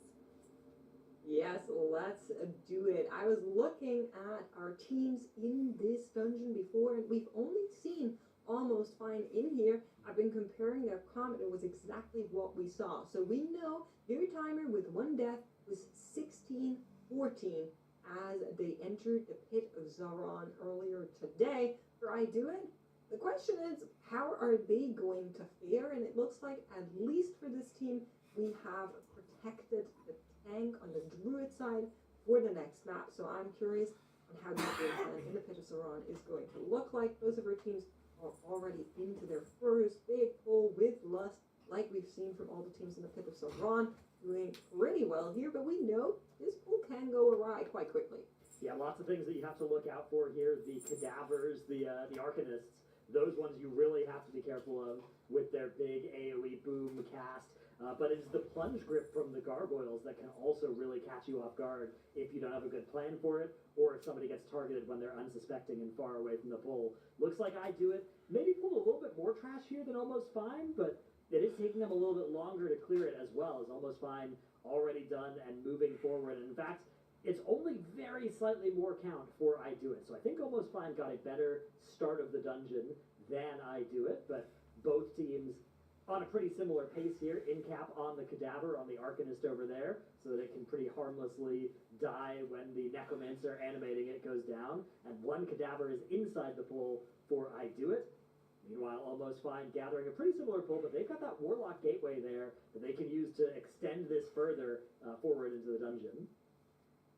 Yeah, with those gargoyles, you need to make sure you're not standing too far away from the team. I'm looking towards Shindig, actually a little bit. He was standing right outside there for a second, but should hopefully be fine as he's not looking to get targeted by that. For now, they are able to get on through. The plunge quick has been cast and has been avoided by I Do It. We're looking to see something similar on the right-hand side by Almost Fine as well, as they are also chewing through that gargoyle pack that we have been seeing by other teams. A little bit different pathing on where we are in the dungeon. You can see that I Do It, as they're currently finishing out, is going to sit around 42.3 after this pack. So let's see where Almost Fine is going to be landing. Yeah, this is going to be a really interesting dungeon because we have to see how these two compositions handle things differently. On the face of it, I think the bear should be doing more AoE damage, especially in those incarnation pulls. But the warlock should be nice for the single target. On the other hand, I think I Do It. I don't know. I feel like that should be a good comp, just sort of for consistent damage throughout the entire dungeon. Both teams do have access to that augmentation of Ochre, which facilitates Wardenstone, which we actually haven't seen all of the teams in our tournament use, but most of them have opted to use that in some way or another, particularly at the very end of the dungeon. You can use it to like jump off the last boss platform, grab some mobs, Wardenstone back up, and they'll climb the mountain and join you up there later. We'll see if either of these teams opt to use that strategy. An interesting thing about the spec variety rule is, even though we have teams that'll run the same dungeons, they don't always run the same comp in each dungeon each time they do it, because sometimes they're just in different places around that spec variety rule. Those tanks in particular, tanks and healers, we see teams are pretty willing to swap between, the Brewmaster and the Bear, the Mistweaver and the Resto Druid, and then some other comfort picks depending on the team, and not change their route too much. But if a team has to change their DPS around in dungeon to dungeon, that can be a really huge change in what sorts of pulls are even possible. Yeah, absolutely. And we are also seeing Almost Fine already on to Forge Master Garfrost, whereas I Do It is just doing a break. We're just sitting there waiting for, I assume, a defensive to come up. I'm not really sure why we're standing there for just a second, as they were trying to get ready for this pull. Might have been a pad, but I'm not not sure. It definitely lost a couple of seconds for them here, as Almost Fine is certainly pulling ahead here on overall dungeon progression. Yeah, this is definitely looking good, although both teams are still within a percent of each other on the enemy forces count. We are going to have to look out for the boss going down timer. That's going to be our first big way to compare the two teams.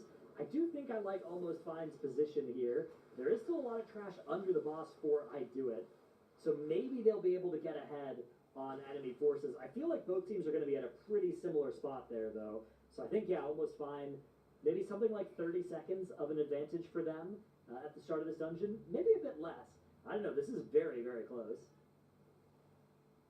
Yep, and we know this dungeon is a little bit on the lengthier side, so we'll need to get through all of that to actually pull any conclusions here. I'm also curious on how the rest of the pacing is going to look like with how they pull. You can see that now I Do It has pulled ahead in the overall trash count, and they still have a Grave Blade and the Cold Wrapper in here as well. This is a little scary spawn on the stone. For I Do It, yeah, it's not like super lethal, but it's inefficient, the movement that they've had to do here. We lost a couple globals getting everybody into that position and safely navigating the boss over here. It's not the end of the world, but these little damage losses can add up. So I think that was probably something that they'd rather have positioned that one slightly differently, or maybe the person who was placing that Rock of Serenite was assuming it would be the one that got blown up, and they behind the other one. So we do see the boss go down here for Almost Fine at 614. Now they do only have 61% count, whereas I Do It are actually going to be advancing here up to 67.3. So, you know, a little bit more count. I don't think it's going to be worth the extra time loss here, but it depends on what they can do with it. Almost Fine, though, are setting up a big pull here. One of the nice things about having the DK in this dungeon is the grip for these cold rates, so that you can gather this pull together a little bit more easily, although you can see, actually, it looks like Almost Fine are just kind of letting that cold rate over on the side there free cast a little bit, letting Snow get over to kick it so it can get in range of that grip even. Yeah, would you say it's 67 or 67 count that they currently have? It's 67.34% is the... Thank you, John. I would say, yeah. I appreciate that. It says it right Getting there. added in our production chat. Hello. Almost Fine are on their next act pull here already. They're nearly finished with it too, making quick work of it as they're on their way. Ick and Crick, which we've seen time and time again be a little bit of a pain point in this dungeon, so I'm curious on what they're actually electing to pull into that boss as well.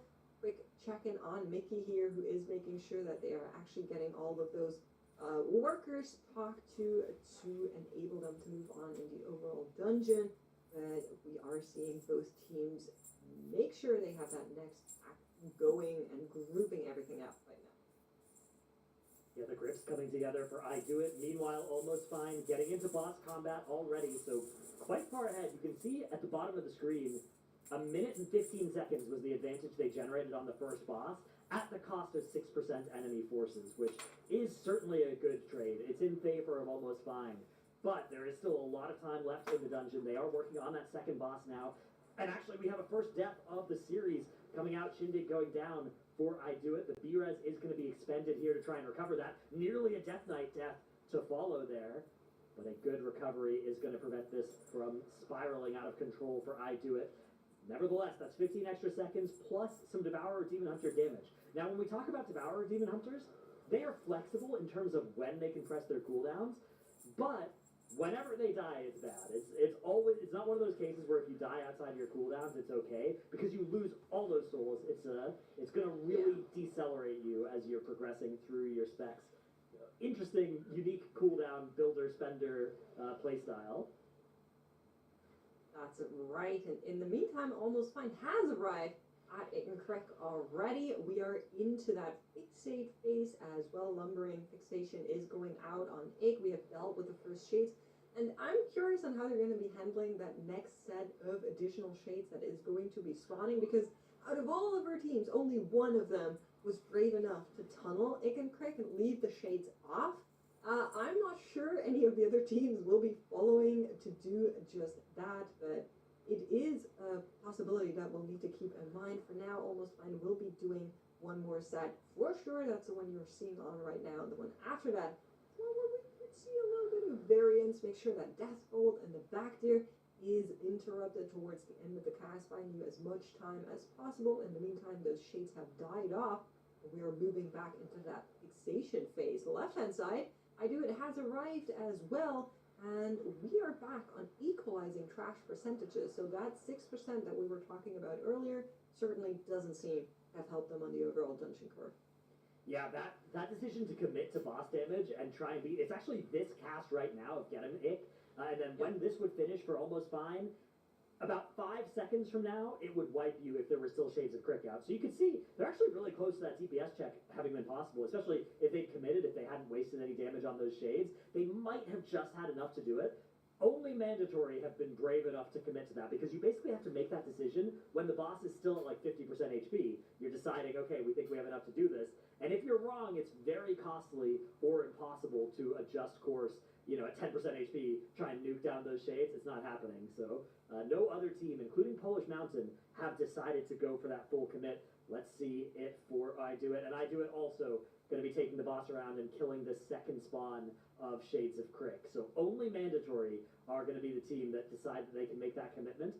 The good news for these teams is you don't have to beat Mandatory to make it out of this group, but you do have to beat everybody else. So adopting those strategies, finding those time saves, can be a way to do that. It's just very high risk for a very low reward. Yeah, we also saw Almost Fine working on their skip, which is something we've seen from a lot of teams already, utilizing Mickey's Shadow Meld actually to try and get around that. That means Norris was able to run on up and start that pull already, letting them have a little bit of a quicker setup in this hallway of ice, this gauntlet of ice that we're seeing on the right-hand side for Almost Fine. I Do It will be following swiftly. They're now also finishing out this boss. However, there is a gargoyle that they also still need to deal with. Yeah, still a little bit of work for them to take care of here. And this is going to be a little bit awkward because that gargoyle has quite a bit of health. I think they do need it for count, but they're not really doing anything useful while they're killing this. It doesn't move particularly fast. Yeah, this is it's a little unfortunate. They are going to Death Grip to take it forwards a little bit. They have now taken care of it, and we're going to see them executing their version of this skip. They have 4 Night Elves on their team, so they're going to be doing the Mandatory version of this skip, where 4 players are going to hit that Shadow Meld, and 1 player, the Evoker, is going to activate the Wordstone instead to rejoin the group. Although, yeah, it looks like those melts are coming out. We can see at the top of the screen there, a curse is on the tank, and the Shadow Bolt actually going to come out as well. And it looks like our healer is also not able to leave combat, nor is our DK, nor is our DH. And for the full team of I Do It, it's only the Evoker who's looking at that Wordstone and being like, you know what? I'll wait on activating this. I'll hang out down here. You guys just let me know when you're ready. Yeah, it's like, huh. But now I'm pretty glad that I'm not currently up there. Yeah, it's now it's ruined, right? We do have Quasi who still has it, I think. So maybe they identified that something was going wrong and he didn't use it, but he is back in fight and once again dying. There we go. They're going to res up past here. Okay, because they got the B-res off up here. So the combination of res and Wordstone will get them all past this. The good news is this doesn't affect whether they were going to win this map. The bad news is it's because they were already going to lose this map. So good news, bad news. If you're an optimist, you can look at this in a way that keeps the morale high for the rest of the series, because they certainly aren't out of it just yet. But Almost Fine have done such a great job in this map. 0 deaths, 0 messed up, skips, anything like that. They are already on this Army of the Dead phase, which is really the only dangerous part of this boss fight, and it looks like they've got it pretty quickly under control. All of these enemies grouped up, that Plague Spreader being interrupted and being killed before it causes too many problems for them. Looking absolutely fantastic on the right-hand side of the screen here. Even though they had a little bit less time in the day to prep for this series, it looks like they are really firing on all cylinders here. Just 45% of the bosses, they are at 100% count. So everything that they need here. I Do It are struggling forward. They are making their way to that boss fight, but I don't think they're even going to get to pull this boss before Almost Fine stop the clock here. Okay, Chad, I'm going to level with you. you don't want to do the skip that I do is just it. That's not something you wanna take note of. That's not something you want to memorize. We're not going to be learning on this skip. Okay, I'm seeing some people say great skip. No, we're not going to be doing that. Right hand side is where it's at. Almost fine is on the finish line as they're inching closer towards getting that 1-0 done. But that is not determination just yet. There's one more dungeon run at least, and potentially two more dungeon runs as we see these two phenomenal teams go up against each other. And Almost Fine is going to be taking that very first map hit of Sauron. For now, I'm curious on how their band's going to be shaking out after this. There it goes, the kill coming in, and Almost Fine doing great things for my predictions here, coming in and taking this first map, putting them 1-0 over I Do It. I mean, it just goes to show, you have one cascading mistake, and that time costs you the run. Any hope you had, you're going, okay, how can we make it up? Maybe they've got mistakes. It just makes it seem like it's going to slip from your fingers that much faster. Now, in this matchup, I mean, we'll look over it, we'll think about it now that we're out of it, but Dratnus, what are your thoughts on map 1? Yeah, again, great performance from Almost Fine. I Do It, a little bit of small problems, and then one messed up skip, and nothing huge though, right? Like, you look at the size of these spikes, the placement throughout the dungeon. Almost Fine did a really good job of getting a bigger second pull put together. I think their composition maybe facilitated that being possible in a way that it wasn't for I Do It, but definitely not looking horrible for I Do It by any stretch here. So I think that we're going to be in for a really exciting series. I know, I mean, honestly, I think these two teams are very well matched in a lot of regards, and it makes me excited to see who's going to break through or who's just going to be able to have the cleaner runs. Now, Zyro, you were watching map 1, and what were your observations of it? Listen, I'm trying to find interesting things to talk about, but this was honestly just a super solid run from Almost Fine. I'm not actually sure why their name is Almost Fine. Like, their play today has been more than fine. It's been great, as a matter of fact. They've been super clean, and they continued with the super clean gameplay in this dungeon. You know, one of the questions that we had, that I was talking about before this matchup, was how is I Do It going to play after that 5-hour break from the first matchup of the day where they faced off against Mandatory? And honestly, it looks like they really weren't locked in.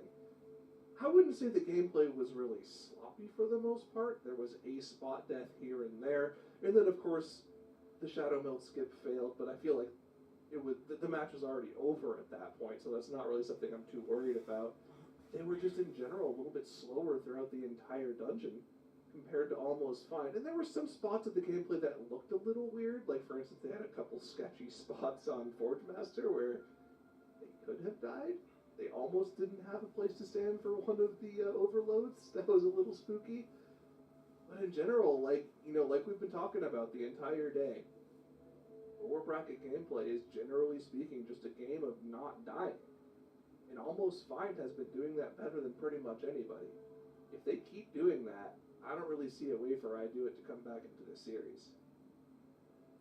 You know, I'm sure I Do It is trying to formulate, how do we make sure that we come through this or we come back? How can we rally from this? But you're right, when Almost Fine is just putting up such a solid wall of performance, and today I feel like has just escalated their play even from what we saw yesterday. It definitely makes that feel a little bit less achievable. Now, of course, we will be looking at a new map for them. We'll also have our teams putting through bans as well. So when those first bans come in, we'll be keeping an eye out for them. But next up, we'll be heading over towards Nexus Point Zenus. And given what we've seen from these teams, not just in this series, but throughout the day, we were kind of speculating. Does the break help or hurt? Does one team have an advantage? But Dratnus, what do you think it looks like coming in? Where do you think that these teams are kind of standing right now? Yeah, Zenus is a very short dungeon in terms of the total number of pulls. It pivots on this big pull over on the left-hand side of the dungeon you can do. The end of the dungeon, we've seen that be kind of the sketchiest for some of our teams. And the right-hand side in particular, whether you're able to one-phase or not the boss over there, it's something that can save you a lot of time, although if you're molding your entire comp to make that happen, the juice might not be worth the squeeze, especially if you're trying to move the lust to make that happen as well. It can be pretty awkward to figure out where you're going to get the other one. So It's an interesting dungeon for sure. I'm curious to see what composition our teams are going to decide to use here. Both teams opting to keep the Augavoker as an option. We have Elemental Shaman as an option for both as well. Those are specialists at dealing with that phase, trying to one phase. I'm curious what the other choices they're going to have will be. Unholy Yeah, Dog Zyro. do it. Oh, There you go. I don't like that at all. That's great Yeah. in this dungeon. You had such a look on your face. I was just like, Zyro was thinking about something The with other that. options would be Devourer or Og, right? Both of which are also really, really compelling.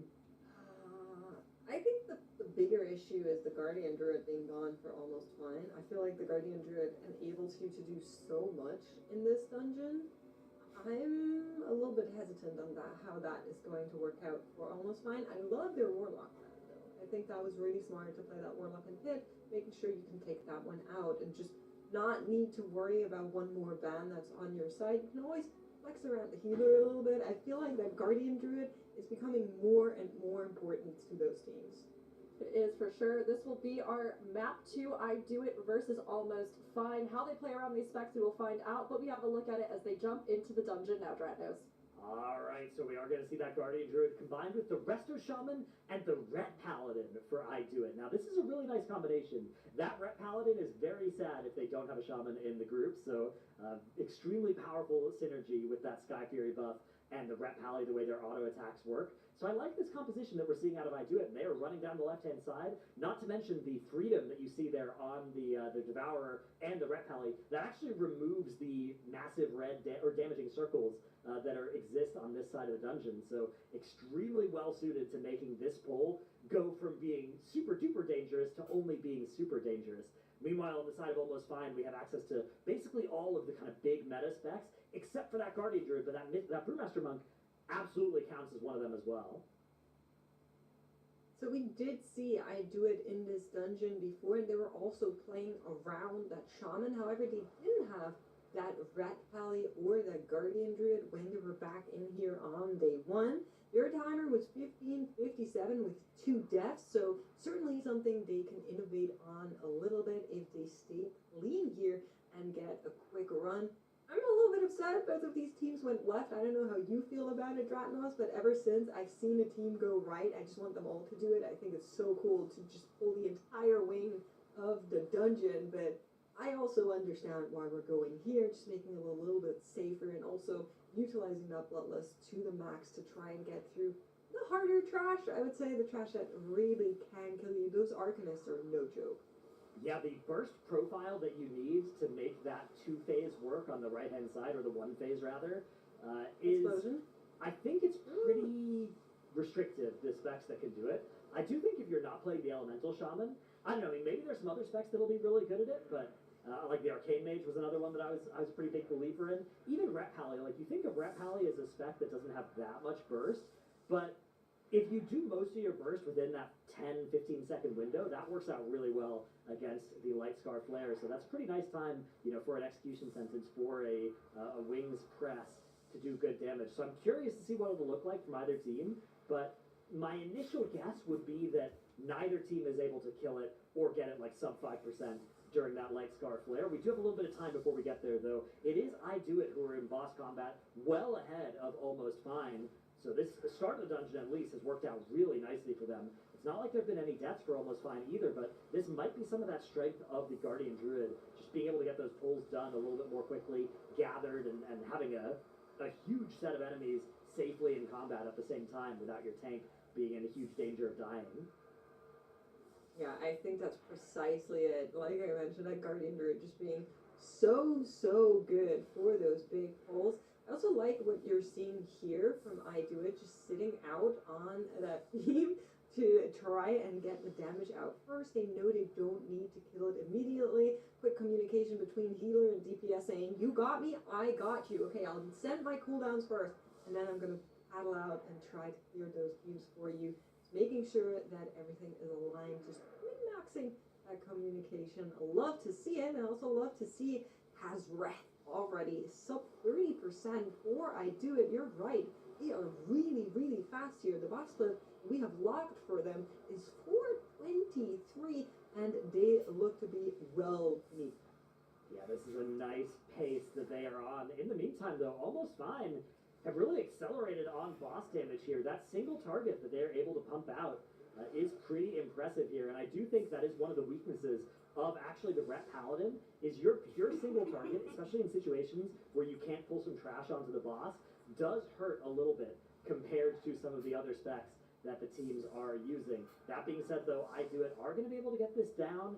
Yeah, 418 looks like it's going to Okay, be this a little bit 419. slowing down there towards the end. Yeah, that does I thought happen. we might be at like 4 or 5, but it's okay. We take it back to the middle for the team. Differential between the two of them, 25% of boss HP on Kazreth. Quick note though, we see a trash differential between the two teams as well, so almost fine having round about 1.8 more count of trash, so probably one more mob that they tagged in, hopefully not something that I do against. Yeah, I think that it probably won't change too much here. It's, you know, one extra mob from one of the side packs or something, a little bit more that you need to do at the very end, but a little bit less than a 2% difference probably isn't going to change too much strategically in the dungeon, unless it is miscount. If it is miscount, then that is Exactly, a huge problem that hopefully a team will notice before getting to the last boss rather than after, which is when I typically do Ozzy? tank in a lot of danger here for I Do It. That's going to be sack. That's going to be bubble sack, actually, from the Rep Pally to try and keep him alive through the Incarn and the Barkskin as well. Spirit Link Totem dropped also on top of that. So a lot of defenses overlapped here to try and keep the tank alive for I Do It. It's going to work, but are they going to regret using all of those resources at once there in the next couple of minutes when they don't have them available? Yeah, that was a lot just used for that. The Arcanist is still going to be casting. We'll still need to get through this pack. And of course, there is still that image that does those frontals as well that they need to be dodging. We've seen players die to that in previous runs, so it's a big area denial, is something they need to be aware of, and they've been doing well so far. Here it is one more time coming in the flare, but everybody is safe, and that lingering image is down. How big can we go now? It is the Guardian Druid. They have the possibility to just say, yes, I'll take everything else that is here, but given how much we just used for that pack, I'm not sure we're feeling too confident about that. I'm a little bit worried, as Quasi is just flooring it, and the answer seems to be yes, everything into boss room. Make sure you start that RP to spawn Zara in the first place, to spawn the trash that enables her to come into this boss area. They need to lift this. This is not an easy trash pack. Yeah, no Incarn available here. That's the last charge of Survival Instincts being sent right now. Barkskin's going to be up in 5 seconds. Incarn not long after. So hopefully once those buttons get pressed, yeah, you can see Barkskin comes off CD, and Incarn is now available, immediately pressed. That is a huge amount of defensive power that should keep I Do It alive through the rest of this pull. Very important. And, you know, this side of the dungeon is a little bit less lethal for tanks than the other side typically, but without those cooldowns, with this many mobs pulled, it absolutely can still be quite scary. That last charge of Barkskin needs to be carefully planned out when it's going to get used here as the next spawn of enemies. And the ping goes out, the skull marker goes out on this Duskbright Herald. So this is going to be the mob in combination with the smaller health Voidlings that actually dictates when the next path spawns. So it's important that they get that marker on it so that they can make sure that they are focusing down the correct target here. And the other mobs don't actually have to die until much later.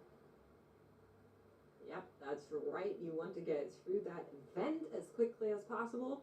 And somebody that wants to be quick too is almost fine, as they have arrived in the same spot in the dungeon, but snow does go down. One of the null-work blasts does take him to the floor here. Quite unfortunate moment for the team. They do have that battle rush, are immediately sending him back out. That is going to be 15 seconds against the clock. 4 almost fine. Mickey fighting for his life for just a second, able to stabilize here. But you can just see how even a pull that looks as small as this right now can become a problem. Absolutely, yeah, so almost fine. They were already a little bit slower on that first boss split. They have the count in this area. They should be able to get to about the same count. Again, maybe 1 or 2% even ahead of I Do It when all is said and done here. But with the combination of that death, I think they're going to end up being something like a minute slower on the boss 2 split than I Do It, if the two teams take the same amount of time actually in boss combat, which is a big question mark.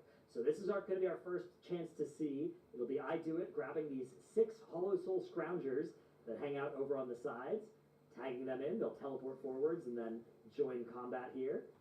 Going into the Core Warden herself. This is quite an important boss to optimize that damage for. We'll see just how many cooldowns they're able to take into that Light Scar Flare.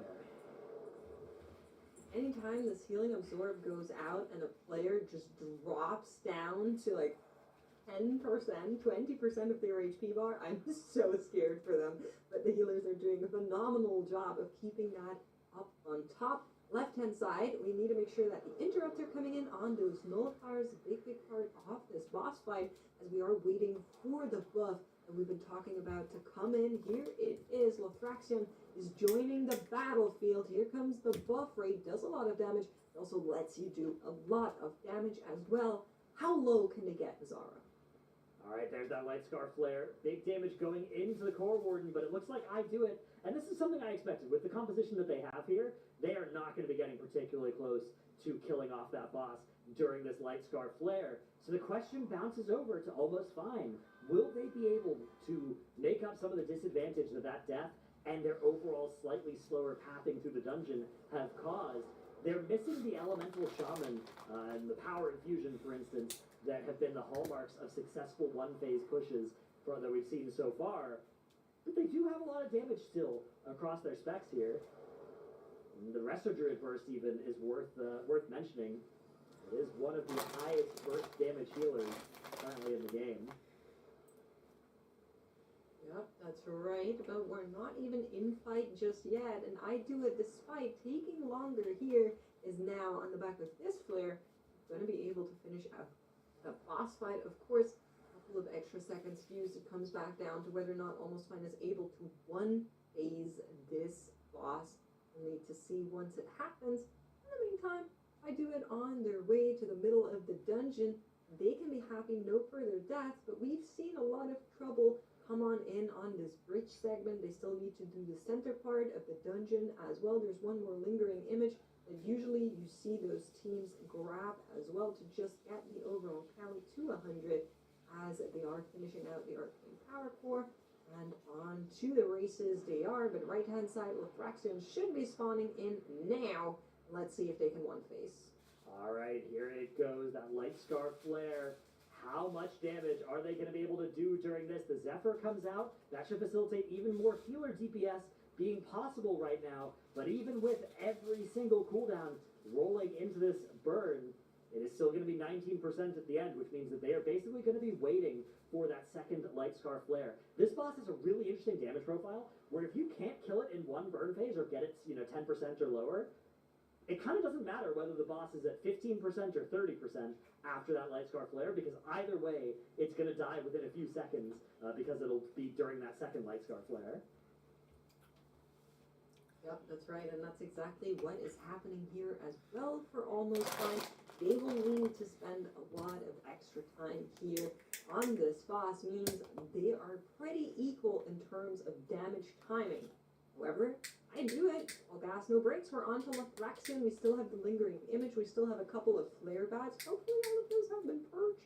You see a little bit of a mishap earlier on for one of the teams, but they should be good. And Lothraxion is dropping lower. Lower Bloodlust is also available to be pressed once cooldowns are available to the team.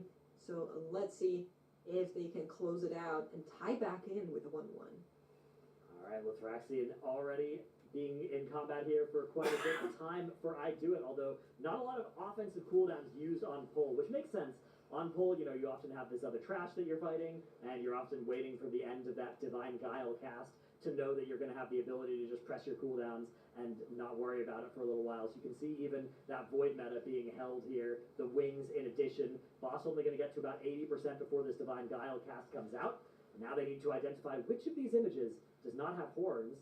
Very quickly able to see it there, as it was one of the ones that wasn't in the group. That's the scary part, is when there's a bunch stacked on top of each other, if the true one is hiding in that stack, it can be pretty hard to see. It can take you quite a bit of time to identify it. But this time around, we're very quickly able to find the real Lothraxian, and now we have cooldowns going out. We have a bunch of extra trash being pulled. This is going to be a little bit scary for a while, though. 2 of these light rot casters in here are going to be pumping out a lot of damage and debuffs with their holy bolts if they are not kept under control.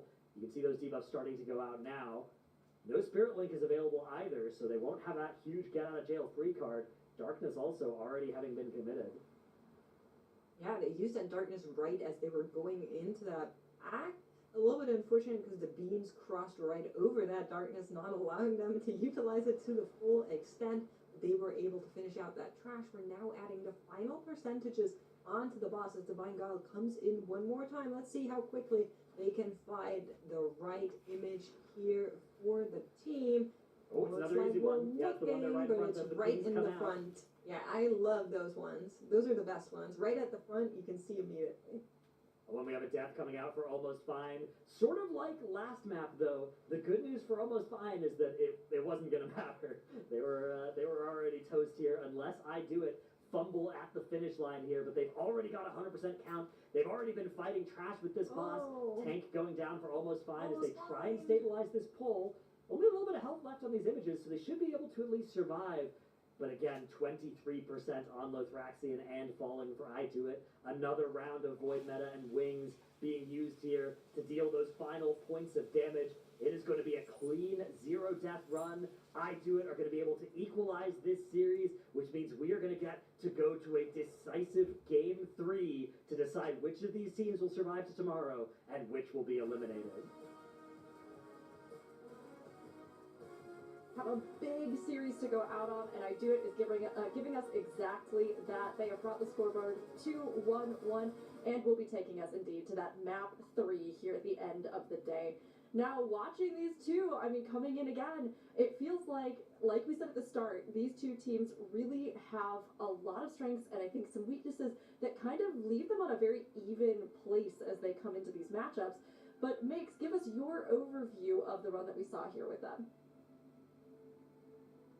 I think this is just a really clean run from I Do It. We knew they had a good timer in this dungeon already. They had 2 deaths prior. This time around, a little bit of a different comp. The deaths were not coming in, but they were able to keep it clean, and that's the most important part. Able to punch this one out and tie back in with Almost Fine. However, that means 6 bans are now on the plate for each of those teams.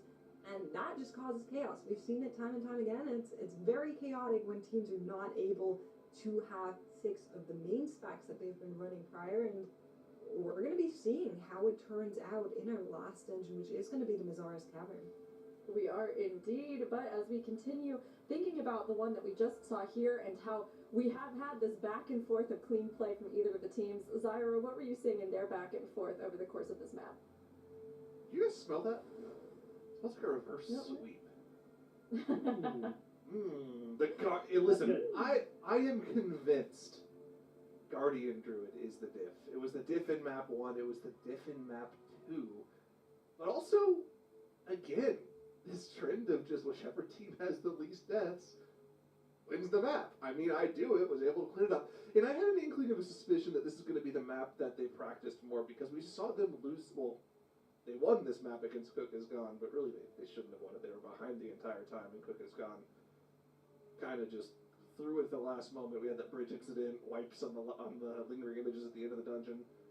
So I Do It can't have been happy with their performance in this key yesterday, and I feel like they would have spent a lot of their practice time in between the matches today working on this dungeon in particular, and it looked like it, right? This was a really clean dungeon for them, a 0 death dungeon. That's what you need in the lower bracket to move on, and they pulled it off.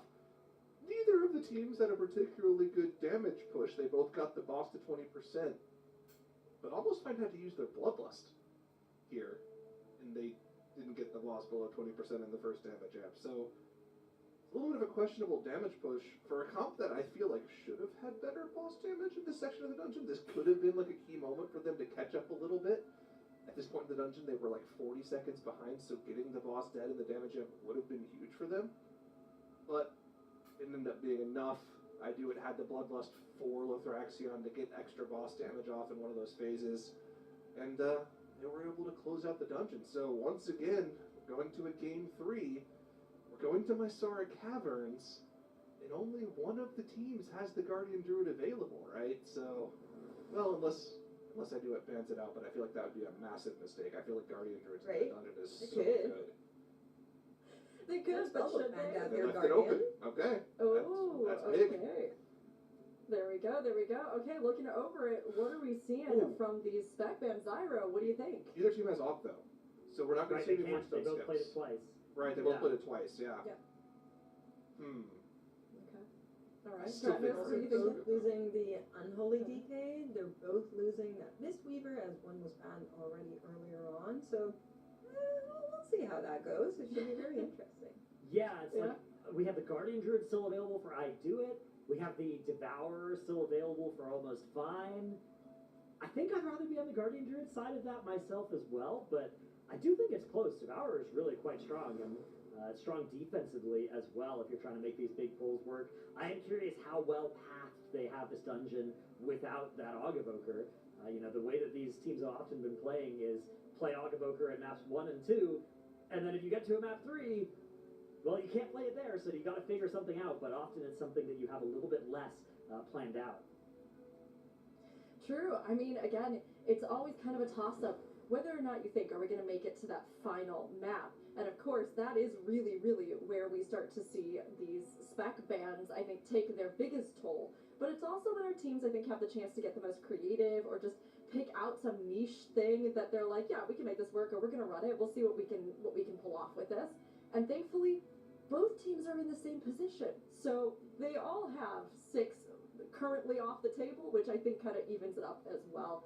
Now, we have a little reminder, everybody, our prediction. A lot of folks were leaning towards I Do It as we came into this series. Almost Fine pulling behind. They're almost with less than half the support, or roughly half the support. But seeing them play now, I mean, Zyro, are you changing your mind, or do you think you're sticking with your original prediction? Listen, I've hedged my bets, right? So I predicted that I knew it would win 2-1, but I put channel points on Almost Fine. So whoever wins, I win. I also lose, but let's That's not talk about crazy. that. We could have a draw. You don't trust yourself?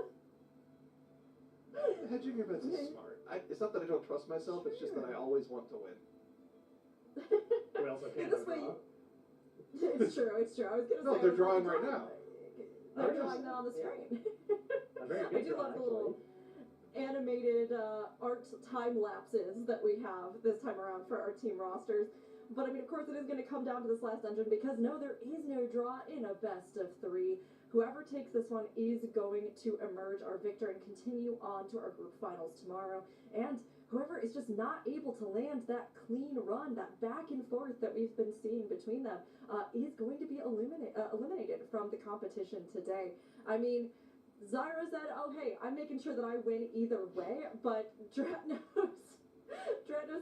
have you been surprised at all by how this has played out with these two teams? This is exactly how I expected it to go. I had this all planned out, and I expect to be unsurprised by the Mysara Caverns as well. I think you guys will be Oh, of surprised by course. what happens at 7 minutes. I think it's going to be pretty cool. Dratnos has future vision. We've been meaning to tell you all this. We thought it would take away from the competition.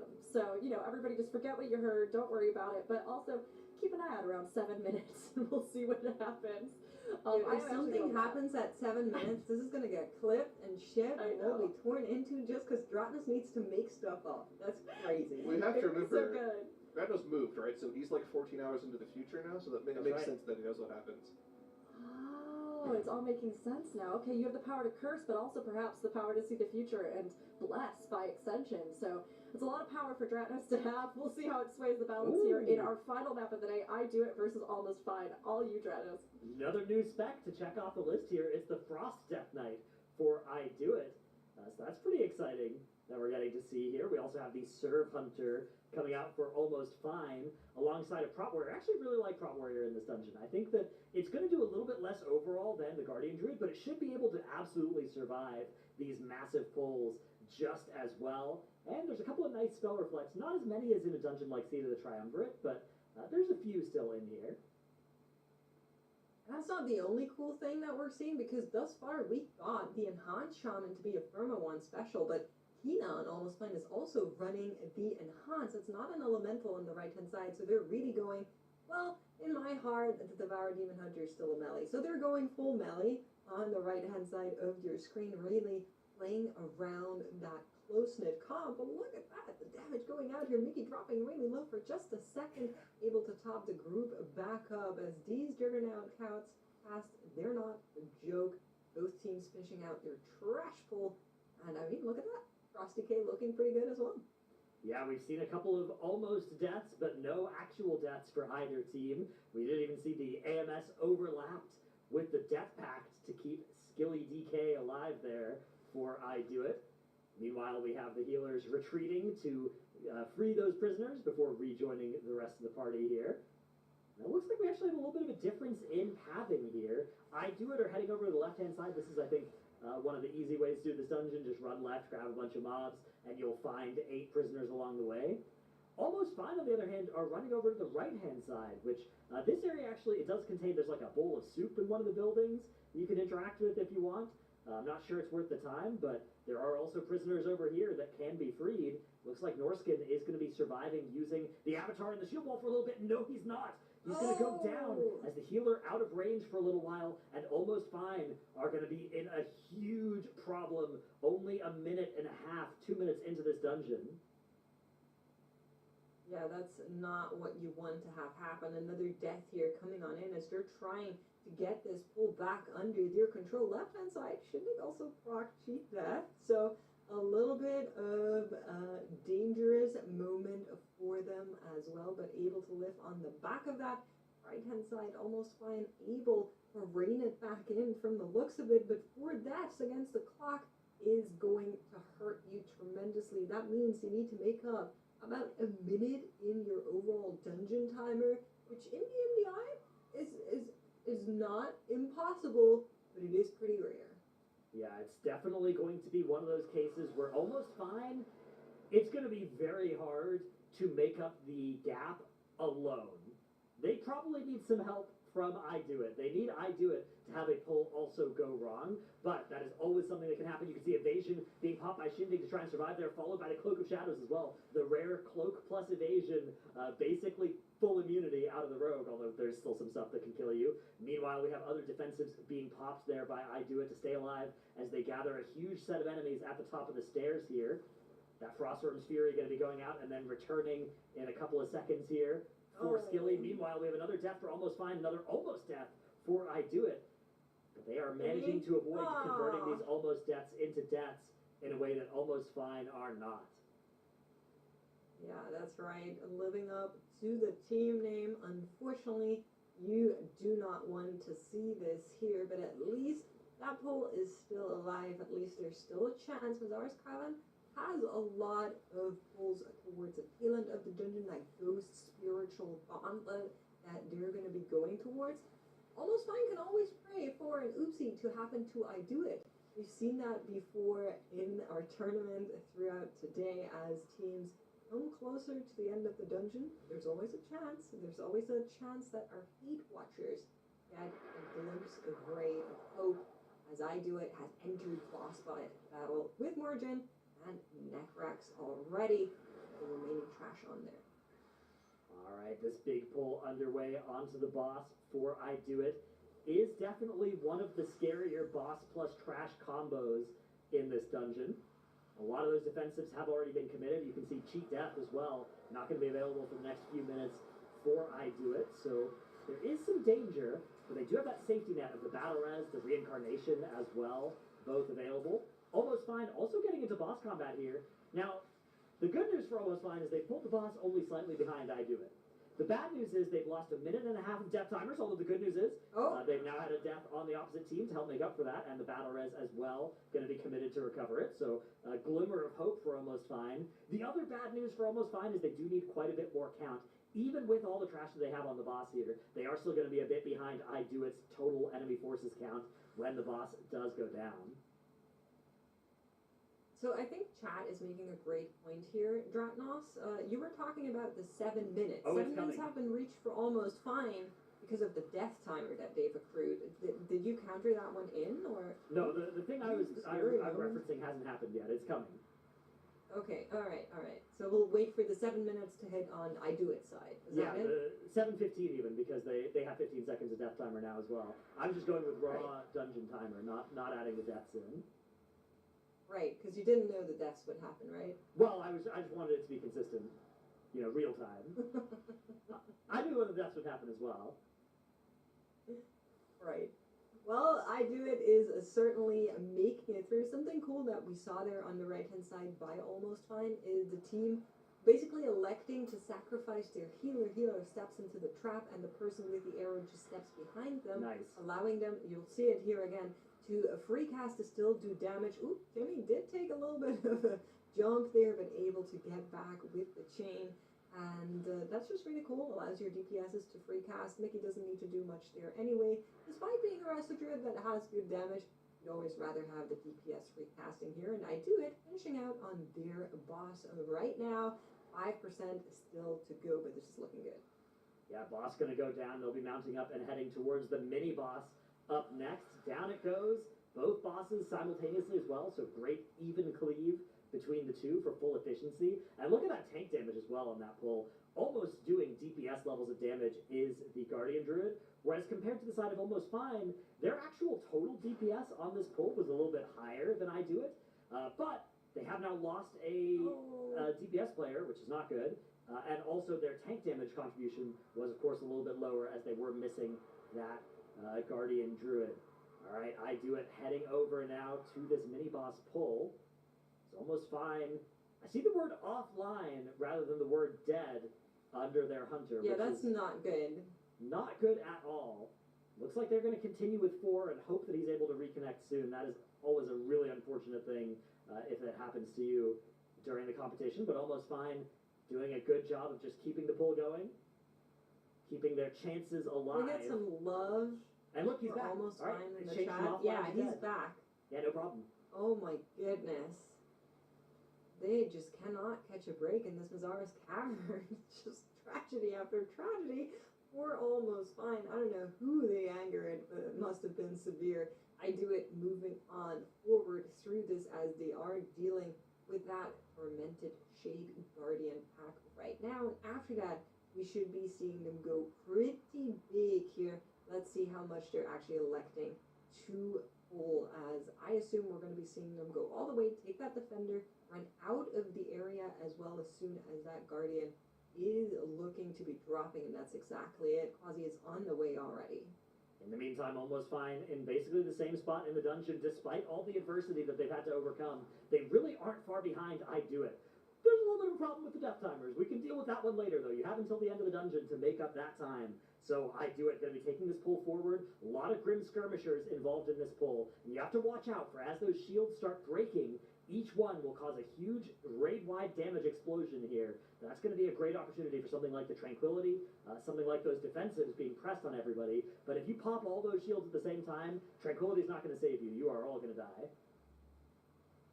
That's right, and as he says it, it happens. Norskin goes to the floor, the rest of the team quick to follow. No tank in sight as everything just unravels, farming deaths left, right, and center. Nothing happened at the 7-minute marker. Tragedy was still unbound. Dranos, you cannot convince me that you didn't have anything to do with that. Yeah, that was the thing. That was the 7-minute surprise was the hit offline on the Survival Hunter. That was crazy. Yeah, sorry about that. I saw it coming. I couldn't warn anybody. Another death coming out for Almost Fine, though. The Dread Slash is going to take out their DH. And actually, we're going to have a reanimated warrior reanimate, which is not the end of the world, but it is going to slow things down even further for Almost Fine.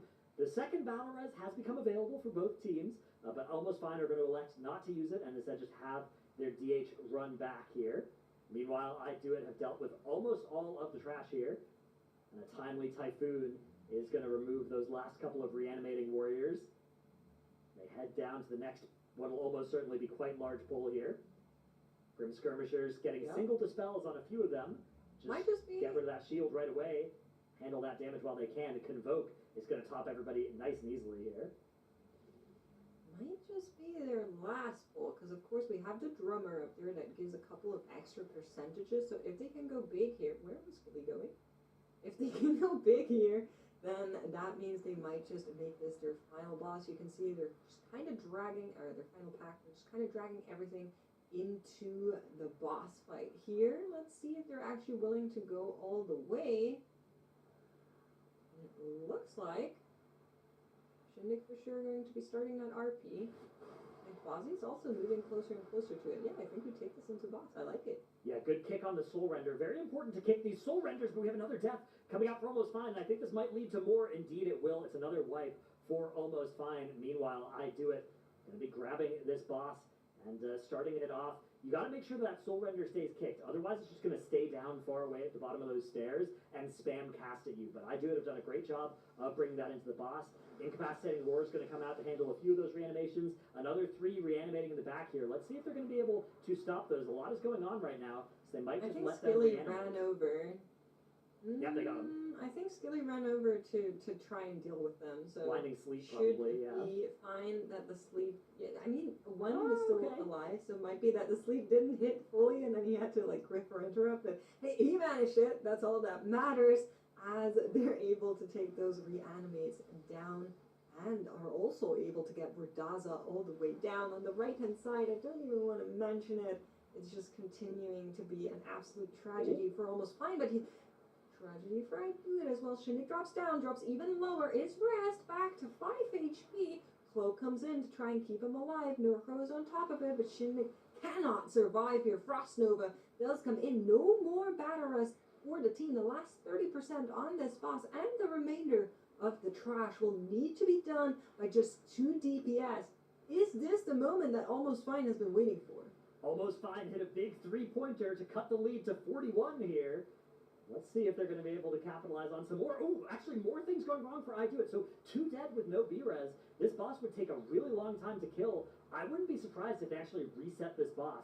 With 34% on the boss HP and 2 DPS dead, it effectively is going to take as long as starting it from scratch, especially with the fact that it's going to keep re-shielding in the intermission here. So I think it's probably correct to just take this boss outside of this arena, reset it, let you get your reses. You're not going to get a B-res for another 7 minutes here. It looks like I Do It have made the opposite call here. They're going to just be finishing off the boss, but this is going to take quite a while, Makes, and it's going to get another intermission phase. It's going to get another huge shield, and that does not get reduced if you have people dead. So actually another death here, and now the choice has been made for them.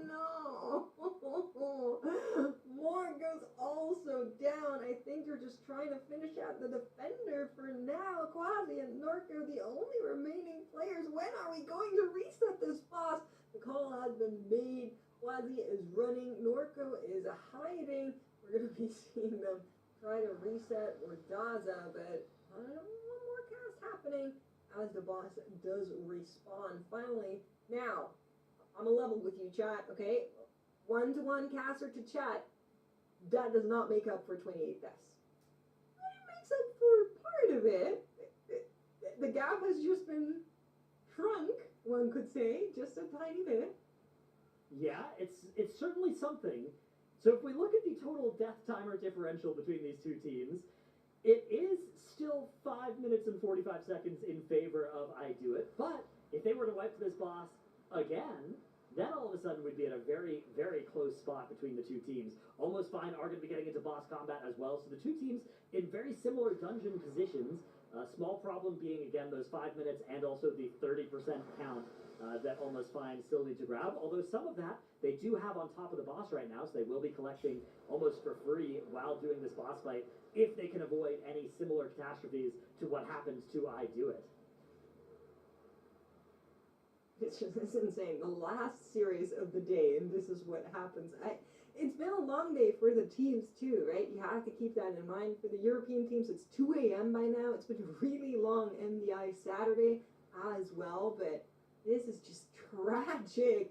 Zara's Cavern's taken no prisoner as I Do It is working away on that Verdaza. Once again, we're back at the moment of crime in terms of boss percentage.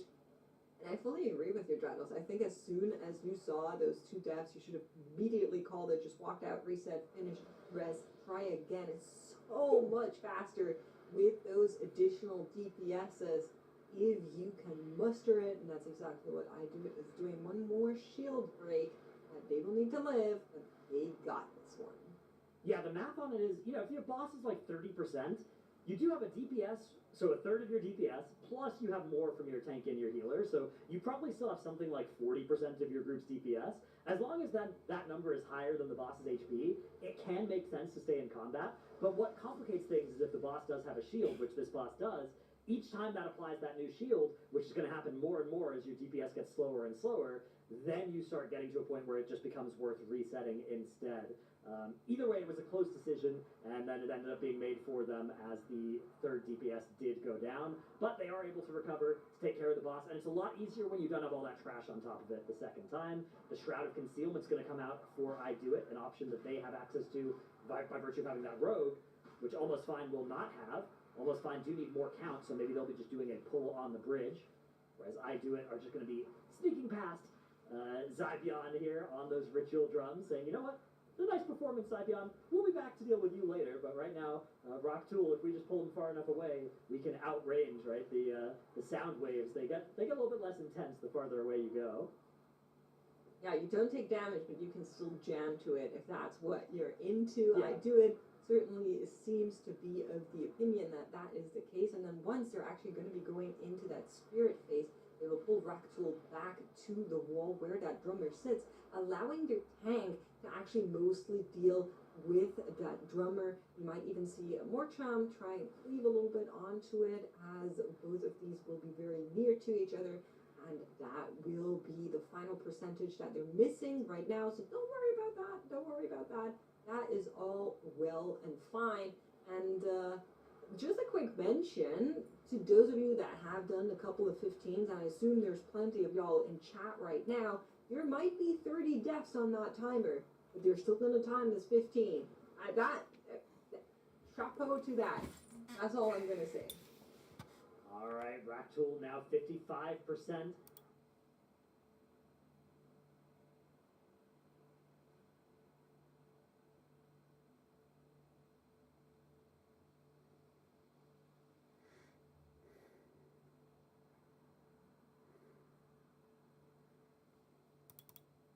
Past. You can see those defenders there, but those are in a different phase, so those aren't going to pull, nor are those hands going to hit them.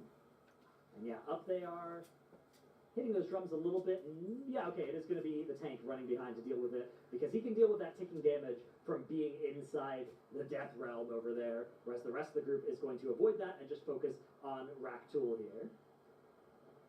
Can you imagine Almost Fine being on Rack Tool with 30 deaths and they still haven't received the message that a team has ended? That must be insane, but I Do It has done it just now. This is the 2-1 victory for them, and they're going to be moving on in their lower bracket. Congratulations to I Do It, our favorite Frogs focus that pulled through, and they did it. They pried that series out of Almost Fine's hands and managed to land it 2-1. They will move ahead tomorrow to face Sen Spellbook in the lower semis, but chat, show some love to Almost Fine. Although they were eliminated, we still got to see them pull off some great runs too. Now, Dratnos, this last run ended the day with like a bang, but just one that ended up killing a lot of people on both teams. No doubt they would have wanted to end on a better note. But do you have any final thoughts on this map? Yeah, look, sometimes things go wrong. Things went a little bit wrong for both teams. And credit to I Do It is they were able to prevent things going a little bit wrong from turning into things going a lot wrong. Now, if they want to survive through the rest of the weekend, they probably need to avoid things even going a little bit wrong. But it is a credit to their skill that they were able to prevent things going really, really wrong in a way that unfortunately Almost Fine were not able to do. The wheels really just fell off their run at the start there, and they never were able to recover it. You know, I honestly do have to give props when the teams just keep pushing, when they're like, we're going to keep at it, we're going to try to the very end. It is so impressive. And you know what? You make the best of any situation, especially in a competitive scenario like this. So you're totally right, Dratnos. And Zyro, now, of course, there was a lot that happened in this one, but what was your kind of overview of what we saw in this map? Yeah, listen, I don't want to harp on anyone making mistakes. It's been a long day, right? We're 7 hours into competition. I think the teams have been playing. They probably practiced for a couple hours beforehand. I don't think anyone has their best dungeon runs 9 hours into gameplay. That being said, it does help a lot to have a 4th DPS in the group when you're doing these mass AoE pulls at the start of the dungeon. We saw this from Mandatory in the very first matchup of the weekend. We're seeing it again from I Do It here. That Guardian Druid is so disgustingly good. just all the time, but in general, for all of these pulls at the start of the dungeon, having Incarn available for some of these mass pulls, you do so much damage. I'll get one death clip in there. Timmy being too close to the crystal there and dying into a DC on this boss, that was just kind of mean from the boss, a little unfortunate. Being too close to the boss for that and getting knocked. Look at his dead body midair there. That's a little unfortunate that happened to him. But yeah, I was able to pull it together. They were able to finish off the dungeon. It wasn't pretty. It wasn't the best run we've seen, but they qualified through to Sunday, and now we find ourselves in a position. 4 teams left on the weekend. 4 teams eliminated. Only 2 can make it through to the grand finals. Mandatory and Polish Mountain, I feel like, from the way they've played this weekend, are head and shoulders above the rest. But one of them is going to make it through and qualify in that first match tomorrow. One of them is going to join since Spellbook and I do it in the lower bracket tomorrow. So I feel like all 4 teams are still in it, but we're going to have to see a lot cleaner play than that if I do want to be one of those top 2 teams. Yeah, we definitely will. I mean, especially when you look at that competition, like you were saying, in the upper bracket, Mandatory and Polish Mountain. I mean, looking over it all here makes, what do you kind of feel at our top 4 teams? We got some really good ones in the mix for tomorrow.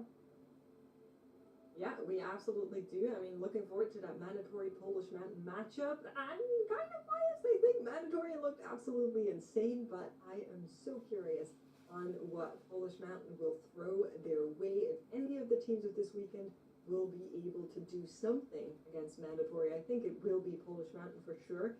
And then, of course, our lower bracket is going to get real interesting. First, we get Sense Spellbook against I Do It. Both of these teams took 2 maps, or well, 3 maps to actually make their way to the lower bracket match that we're seeing them in. So that should be an interesting one as well. And whoever wins goes up against a loser of Mandatory Polish Mountain.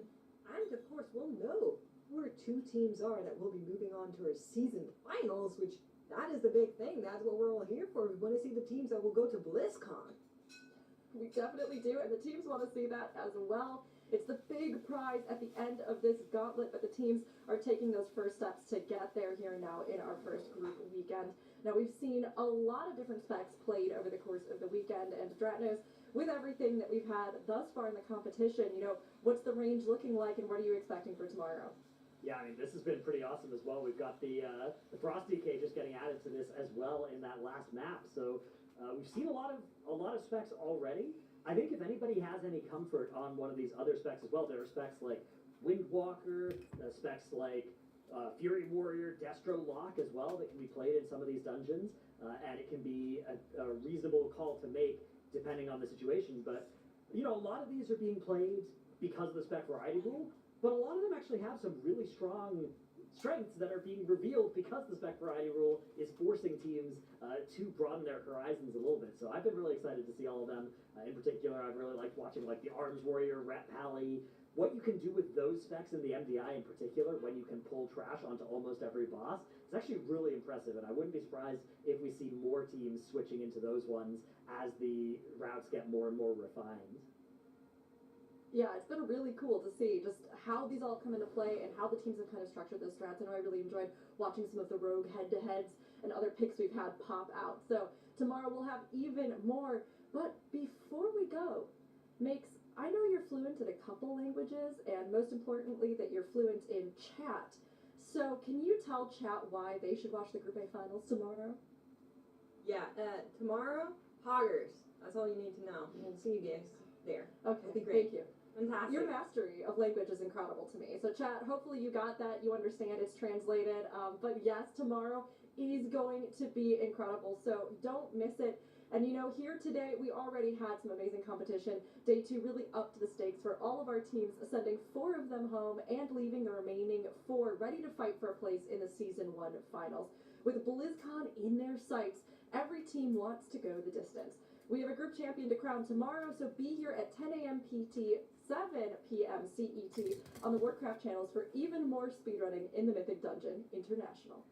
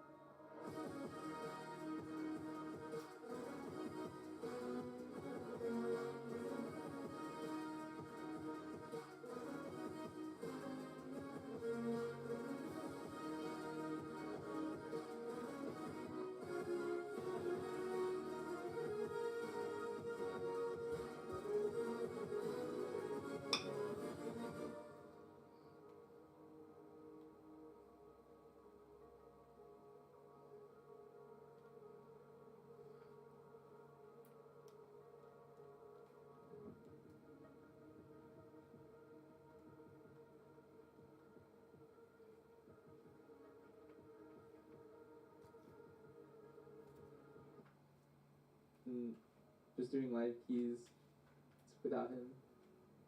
I'm healing right now.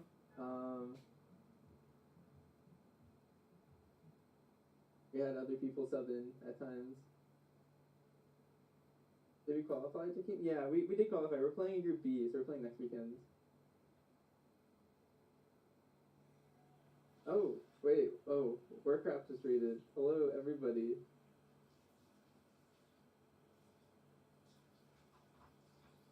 This is a massive raid. Wow, 7,000 people. Hello, everyone. Hope you guys enjoyed the MDI. Wild, a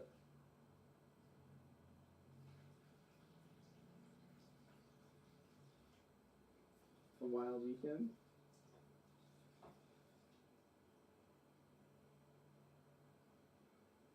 Hello, hello. I usually main hunter. This is like my class spread.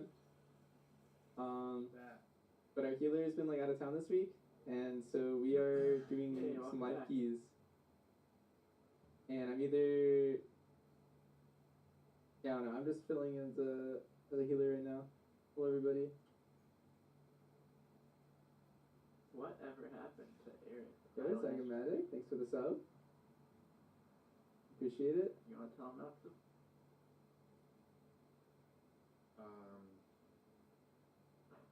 Yeah. You're right. We're still trying I'm to gonna drop the- figure out that answer. Yeah, I Don't dropped know a where she hardy. went. Been missing. But I was out for playtime.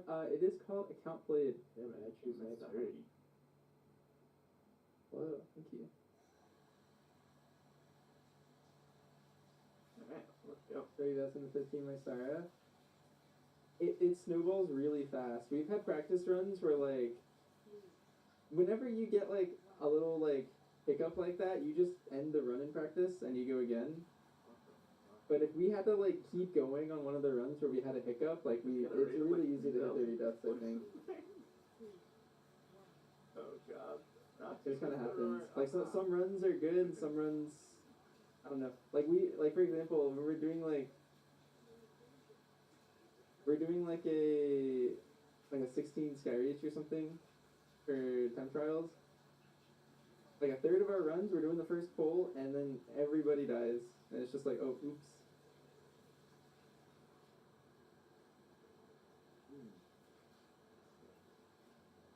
Oh god. And then we just go again. But in an actual run, if something like that happens, you have to, like, somehow get back. You lost all your cooldowns. You lost all your healing cooldowns, your tank cooldowns, your damage cooldowns. The pack dies slower. I don't know. It just gets very intense very fast. Spinning banshee. Thank you. Yeah, it just kind of happens. Yeah, but like when you're actually in the tournament for that day, you can't just go again. You know, like it's you have one run.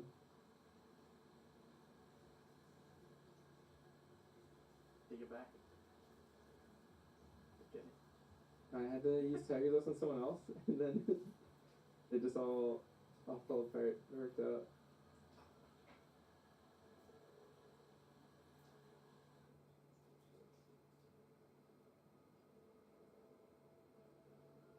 What was it called? Account Played. It's a cool add-on. That's all it does. It just tells you have to log on all of your characters, and then it adds it to the thing, and it shows it at once. No, we're good now, I think.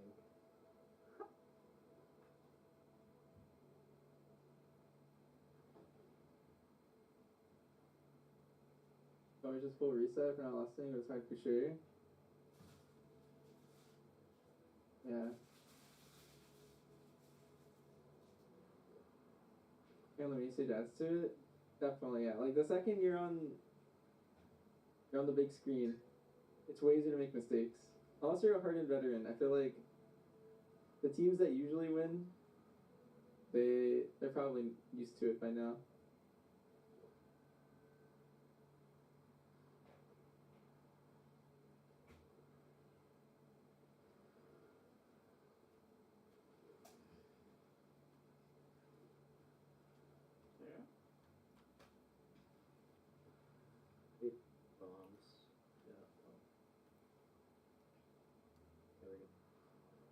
Assassination better than Outlaw? Birthday. Depends. In an MDI format, Yeah, I would say Here we go. Assassination's better.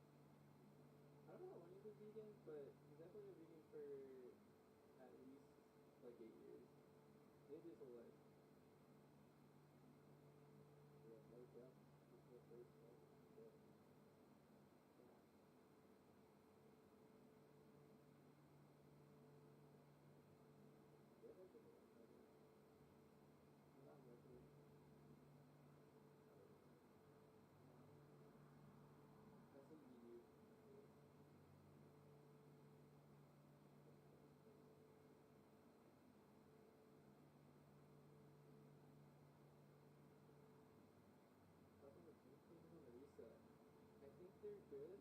I think they're not enough, but all of the tanks that they buffed definitely needed it. So I'm happy that they're getting some buffs. The ones in particular that I'm very happy for are the prop paladin ones. I think those are very specific.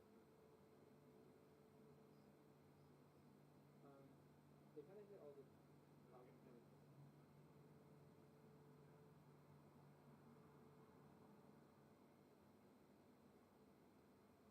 But I think Bear and Brew are still the best two. But they basically brought all the other tanks like up that level tier.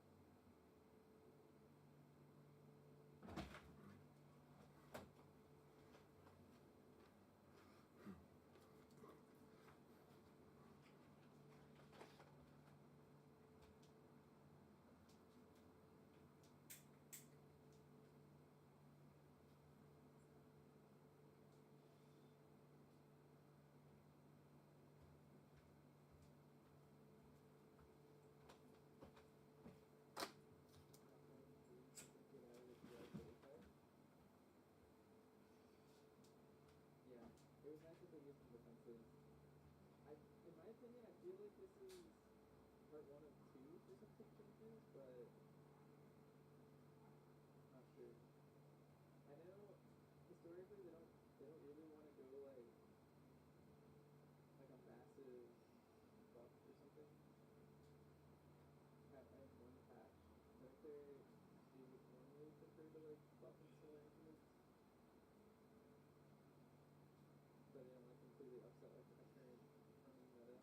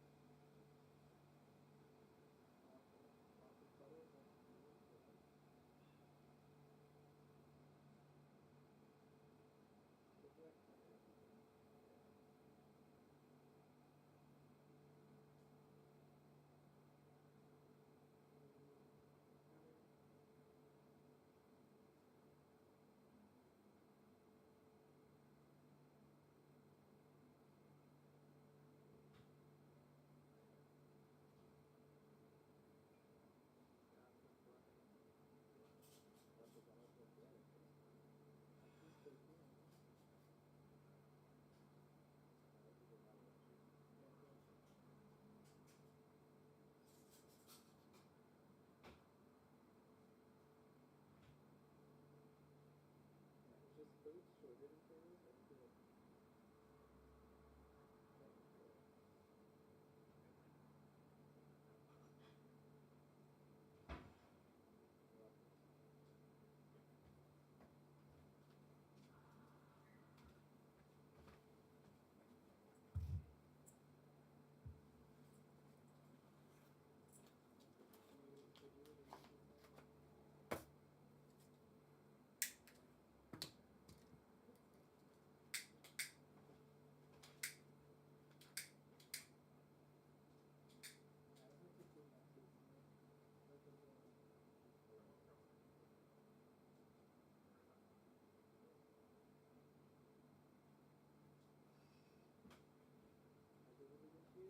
Rogues and hunters are really good for that.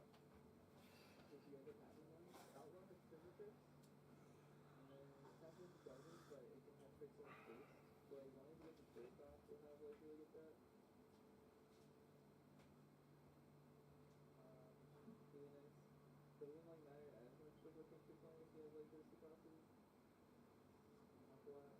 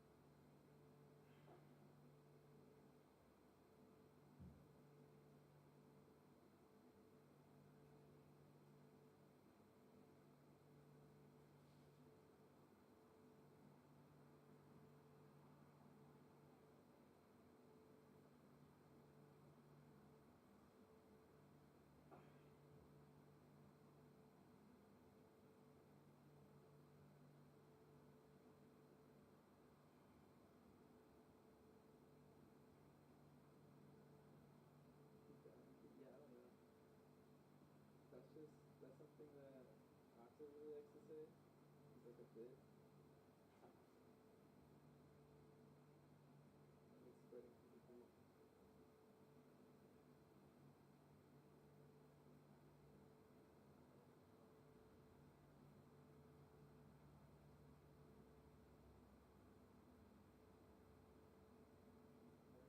Yeah. Oxford is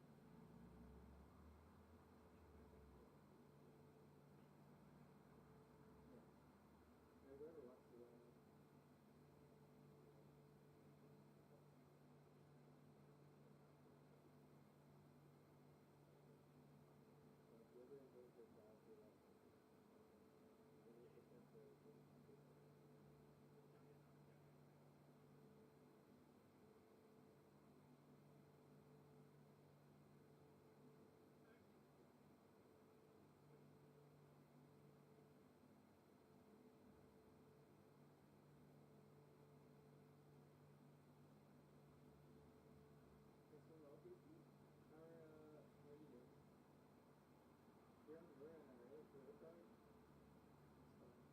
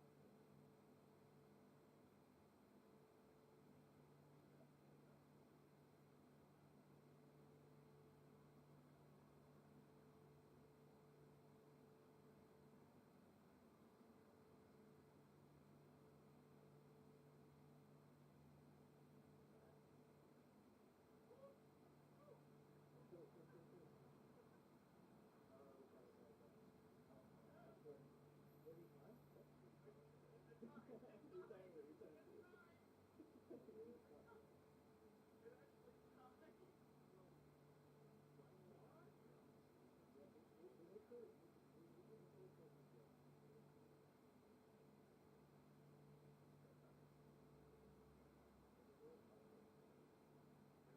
we also wanted to skip the last episode.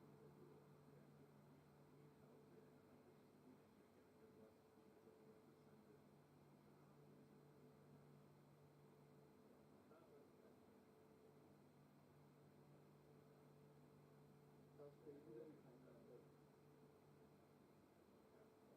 what was our total time?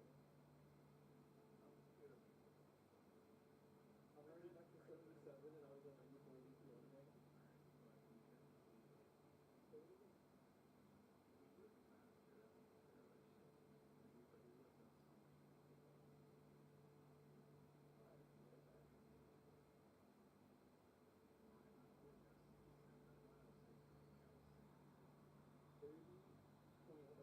Also, for everyone in the chat, I don't know if everyone missed this, but you technically have one more second than the key says.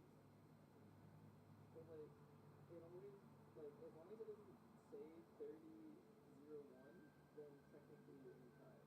So, yeah.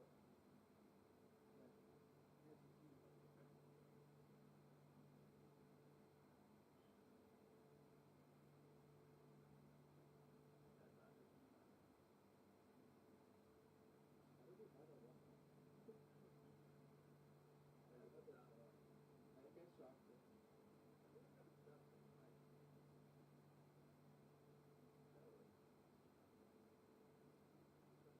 Yeah, so we had barely any time there. 0.350. Wait, do you see my clock at the end there? Maybe it's on my clock at the last second. On my timer, it was like 2 seconds.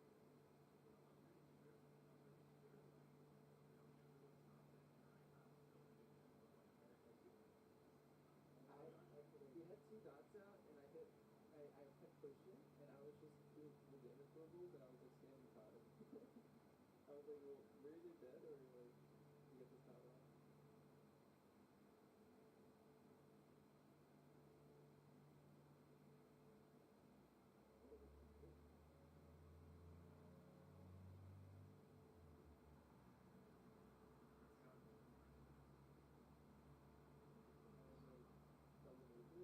Yeah, my goal was simply to do both. I was doing like programming for medical trials and security for hospital in the past. But something I thought those would be a new job.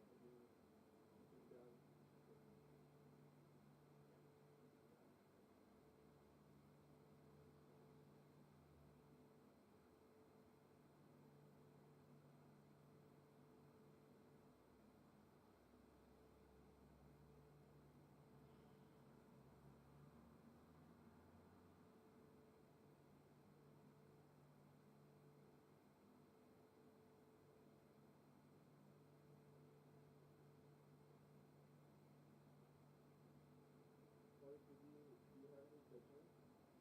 Oh, you're doing Dragon Ball count. Yeah. You just showed up, I guess. Okay, let's take a look at that.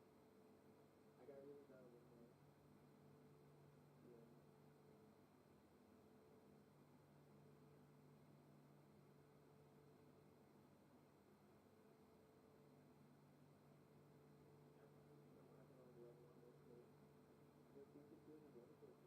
You got Gabe first, and then you got Shoulders.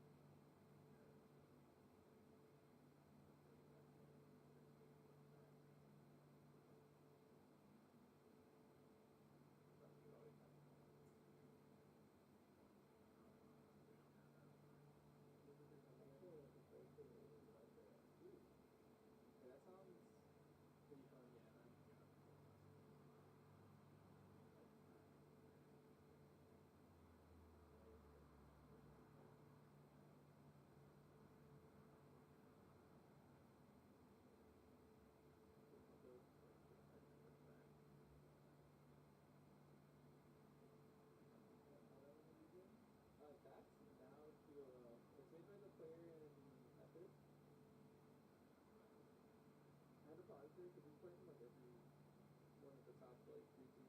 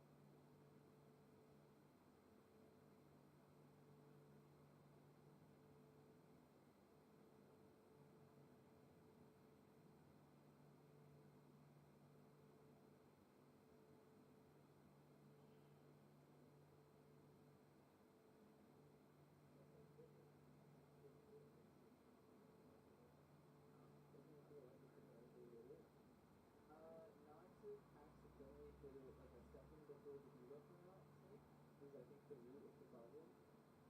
Like if he hit his turns then, I didn't realize he still had the diva. So that was why they had this whole conversation in the first place. And so he was telling Squish to hit it. I had drums, but I was getting conflicting info, and I was just like, I'm just gonna take it.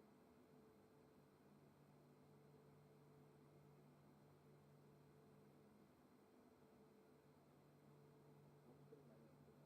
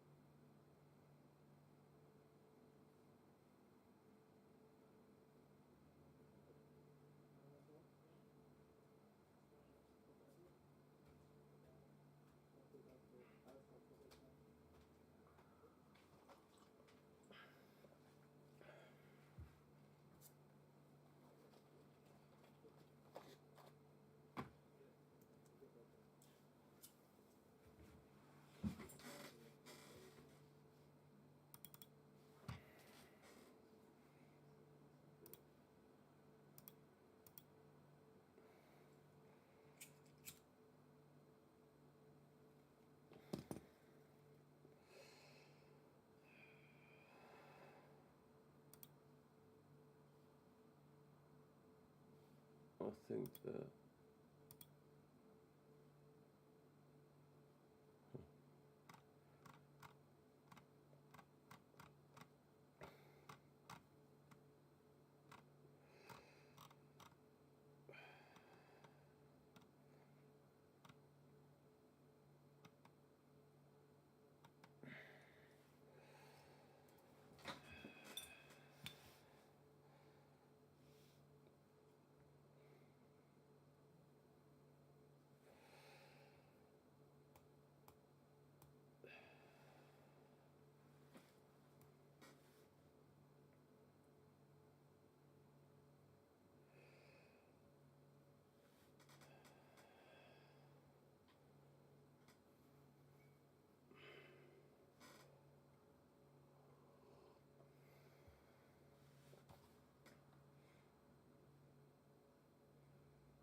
I'm in an infinite loop.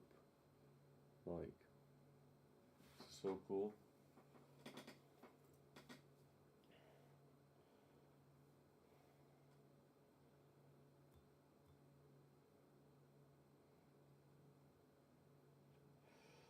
So I'm touching my hair, like, in each instance.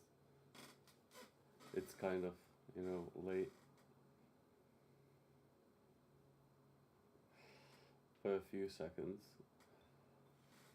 I guess it's loading or something. Then that's because of the window. And then when we turn on, like, game capture, I don't have anything right now.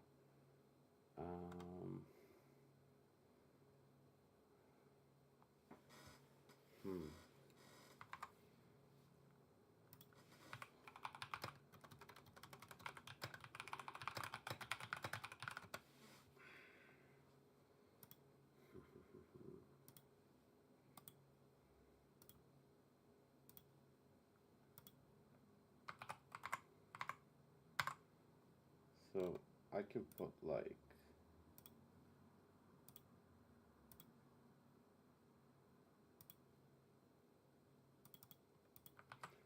maybe an image.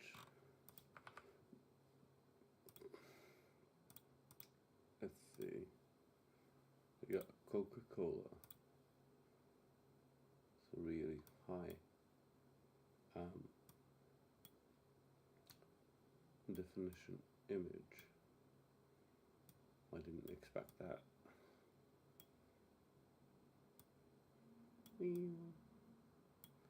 Put it in the corner, and then I can start up a game and see.